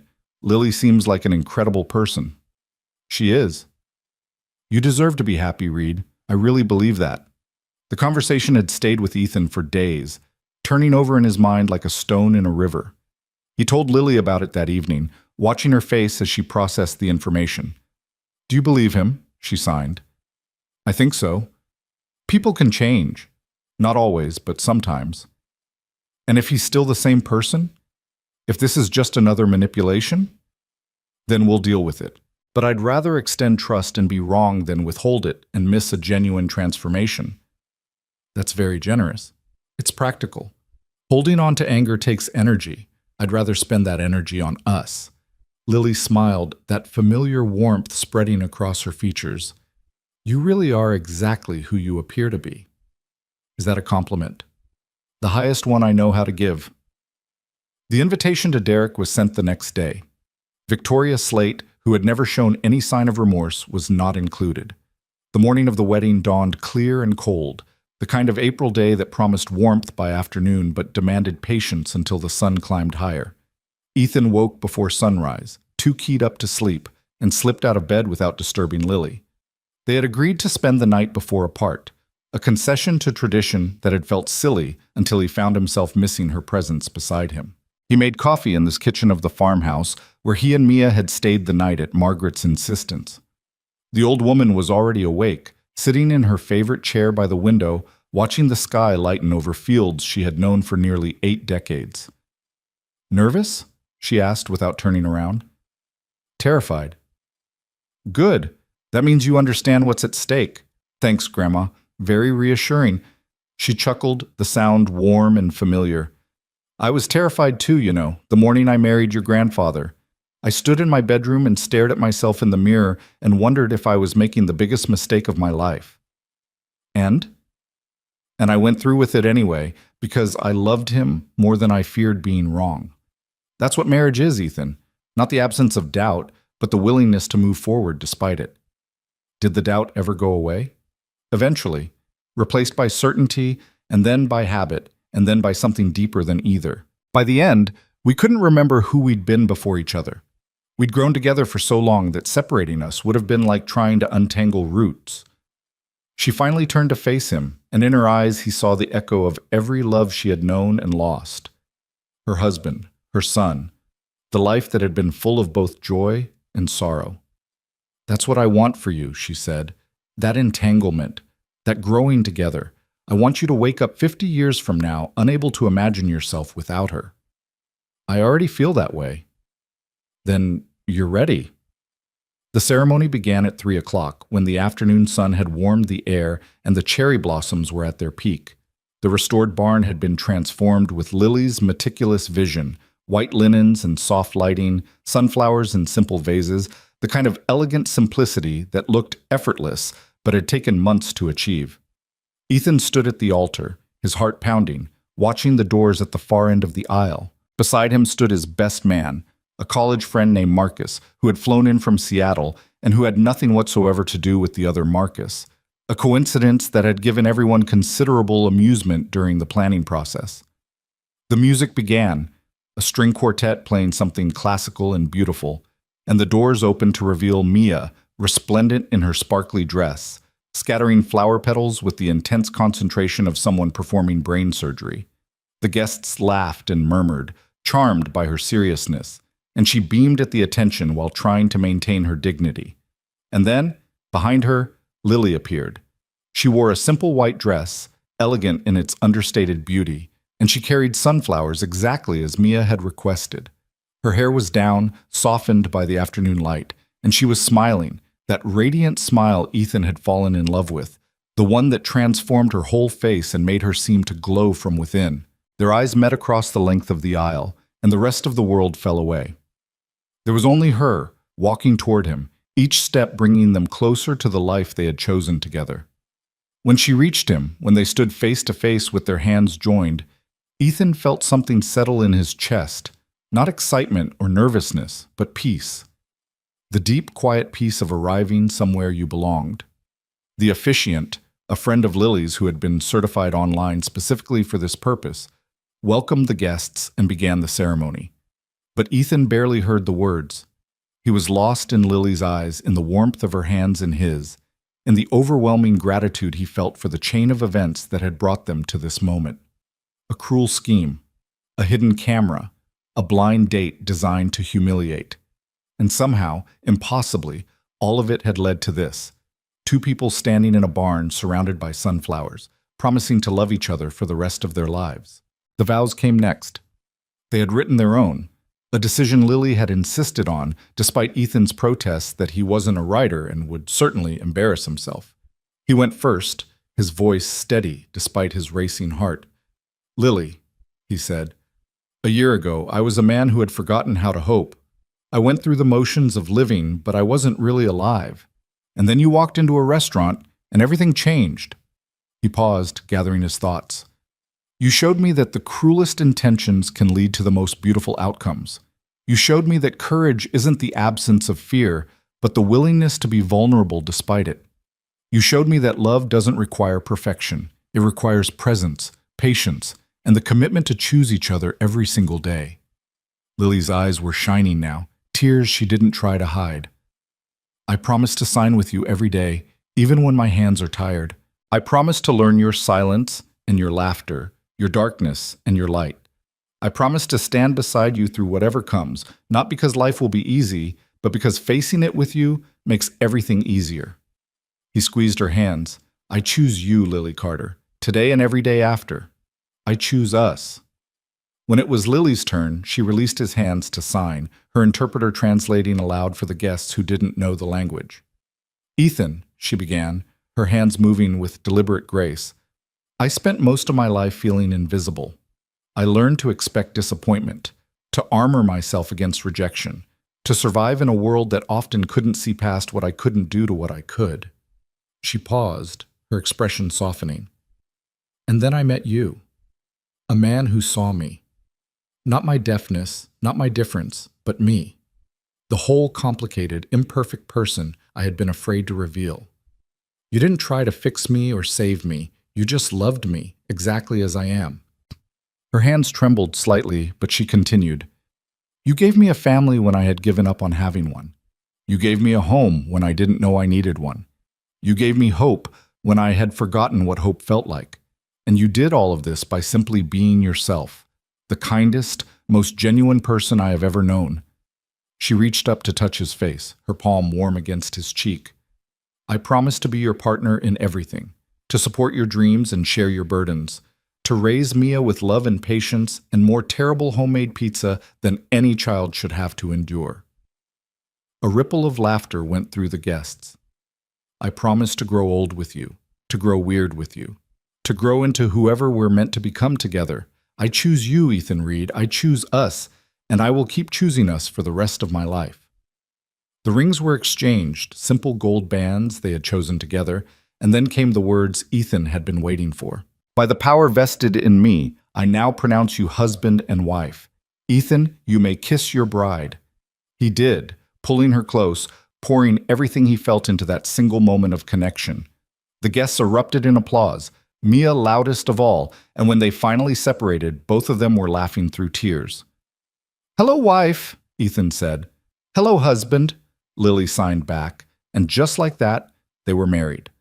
The reception was everything Ethan had hoped for and nothing like what he had expected. There were speeches that made him cry. His mother's tribute to Emma, acknowledging the woman who had first taught him how to love, was particularly devastating, and speeches that made him laugh until his sides hurt. There was dancing, awkward and joyful, with Lily in his arms and Mia bouncing around them like a caffeinated hummingbird. There was cake, chocolate, of course, because Mia had been absolutely right about vanilla. And there was Margaret, approaching him during a quiet moment, her eyes bright with something that might have been satisfaction. You did well, she said, taking his arm. Your father would be proud. I wish he could have been here. He is here. She tapped his chest, over his heart. He's been here the whole time. Every sign you make, every kindness you show, that's him, living on through you. That's a beautiful thought. It's the truth. We never really lose the people we love, Ethan. They become part of us, woven into who we are. Your father shaped you. Emma shaped you. And now Lily will shape you too, and you'll shape her, and together you'll shape Mia. That's how it works. That's how love persists. She kissed his cheek, her lips papery and warm. Now go dance with your wife. I'm an old woman, and I need to sit down. He found Lily at the edge of the dance floor, watching the guests with an expression of quiet contentment. Hi, he signed. Hi, yourself. Dance with me? Always. The song was slow, something old and romantic that the DJ had chosen, and they moved together with the easy rhythm of people who had learned each other's bodies. Lily rested her head on his shoulder, and Ethan held her close, and for a moment the reception faded away. The music, the laughter, the 100 small details that had consumed their attention for months, and there was only this, only them. I can't believe we actually did it, Lily signed when she finally lifted her head. Did what? Got married, became a family, built a life out of something that was supposed to hurt us. That's the best part, isn't it? Marcus tried to destroy us, and instead he accidentally created something beautiful. Do you ever wonder what happened to him? Ethan considered the question.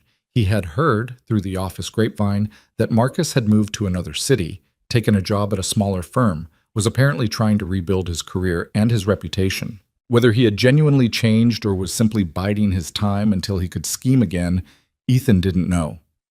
Sometimes, he admitted. But not often. He's part of our story, but he's not our story. We are. I like that. I like you. You married me. I should hope so. They danced until the song ended, and then another song began, and they danced to that one too. Mia joined them eventually, inserting herself between them with the confidence of a child who knew she belonged, and they became a three-person dancing unit that had no grace whatsoever and all the joy in the world. This is it, Ethan thought as they swayed together, his daughter in his arms and his wife at his side. This is what happiness feels like. This is what I almost gave up on. The thought made him hold them both a little tighter, made him silently promise, to himself, to them, to whatever force had guided them all to this moment, that he would never take it for granted. Not a single day. Not a single moment. They returned to the Victorian house after the honeymoon, 2 weeks in a coastal town where Lily had always wanted to go, with long walks on the beach and quiet mornings watching the sunrise. Mia had stayed with Linda, who had spoiled her thoroughly and returned her with approximately twice as many stuffed animals as she'd left with. The house welcomed them home with its familiar creaks and whispers, the oak tree in the backyard just beginning to show its summer leaves. They unpacked slowly, telling Mia about their adventures, settling back into the rhythms of their ordinary life. But ordinary felt different now, richer, fuller, like a meal you had eaten 100 times that suddenly revealed flavors you had never noticed before. Summer arrived, then autumn, then winter. The seasons turned with their ancient rhythm, and the Reed family turned with them, growing and changing and becoming more themselves with each passing month. Lily's design business expanded until she needed to hire an assistant. Ethan received another promotion, this time to a role that let him mentor younger employees, passing on the lessons he had learned about integrity and persistence. Mia entered 3rd grade with characteristic enthusiasm, making friends and causing minor chaos, and continuing to develop her sign language skills until she was nearly as fluent as her father. And through it all, the house held them. The porch swing where Ethan and Lily shared their evenings, the kitchen where Mia practiced her baking with varying degrees of success, the master bedroom where they fell asleep tangled together and woke to sunlight through the bay windows. Every room held memories now, layers of laughter and conversation, and the small moments that made up a life. The first anniversary of their wedding arrived in April, marked by cherry blossoms and the same clear, cold morning light that had greeted their ceremony. They didn't do anything elaborate, just a quiet dinner at home, Mia helping Lily prepare the meal, while Ethan pretended to supervise. 1 year, Lily signed when Mia had finally gone to bed, leaving them alone on the porch swing with glasses of wine and the soft sounds of spring. 1 year, Ethan agreed. How does it feel? Like the beginning. Like we have so much more ahead of us. We do. Decades, hopefully. A whole lifetime of this. Is that a promise? The biggest one I know how to make. She leaned against him, her head finding its familiar place on his shoulder. In the darkness, fireflies were beginning to appear, their tiny lights blinking like memories. Tell me something, she signed without lifting her head. Something you've never told anyone. Ethan thought about the question, searching for something worthy of the moment, and then he found it. A truth he had held close for so long that he had almost forgotten it was there. The night Emma died, he said slowly, I made a promise. Not out loud, not to anyone but myself. I promised that I would raise Mia to be happy, that I would give her a life worth living, even if my own life felt over. I promised that I would survive for her, even if I couldn't figure out how to live for myself. Lily waited, sensing there was more. For 3 years, that promise was the only thing that kept me going. Wake up, take care of Mia, go through the motions, repeat. I wasn't living, I was just persisting, waiting for something I couldn't name, something I wasn't sure existed. He paused, gathering himself. And then you came along, and I realized what I had been waiting for. Not just love. I had loved Emma, and I knew what love felt like. But hope. The ability to imagine a future that held more than just obligation. The possibility that I could be happy again, not despite losing Emma, but alongside that loss. That grief and joy could coexist. He turned to face her, cupping her face in his hands. You gave me that, Lily. You gave me hope, and I will spend the rest of my life trying to deserve it. She was crying now, silent tears that gleamed in the firefly light. But she was smiling too, that radiant smile that still took his breath away. You already deserve it, she signed. You always did. You just had to believe it. He kissed her then, soft and slow, tasting salt and wine and the sweet certainty of home. And when they finally separated, when they sat together watching the stars wheel overhead, he felt something he had never expected to feel again. Completeness. Not the absence of wounds, but the presence of healing. Not the erasure of the past, but the integration of it into something new and whole. In the room above them, Mia slept peacefully, surrounded by stuffed animals and glow-in-the-dark stars. In the farmhouse miles away, Margaret was probably reading one of her letters, remembering a husband who had taught her that love could be expressed without words. In a city somewhere, Marcus Holloway was living whatever life he had managed to build from the ruins of his choices. And here, on a porch swing in a Victorian house under an old oak tree, two people who had found each other against all odds held each other close and believed in tomorrow. The story that had begun as a cruel joke had become something else entirely. Not a punchline, but a love letter. Not a scheme, but a salvation. Not an ending, but the truest possible beginning. Ethan Reed looked at his wife, at the life they had built, at the future stretching out before them like a road through beautiful country. And for the first time in years, he didn't feel afraid of what was coming. He felt ready. He felt home. And in the silence of the night, surrounded by the people he loved most in the world, he finally understood what his grandmother had been trying to tell him all along. Every moment was precious. Every breath was a gift. And love, real love, the kind that grew from honesty and persistence and the willingness to be vulnerable, was worth every risk, every fear, every moment of doubt. It was worth everything. And it always would be.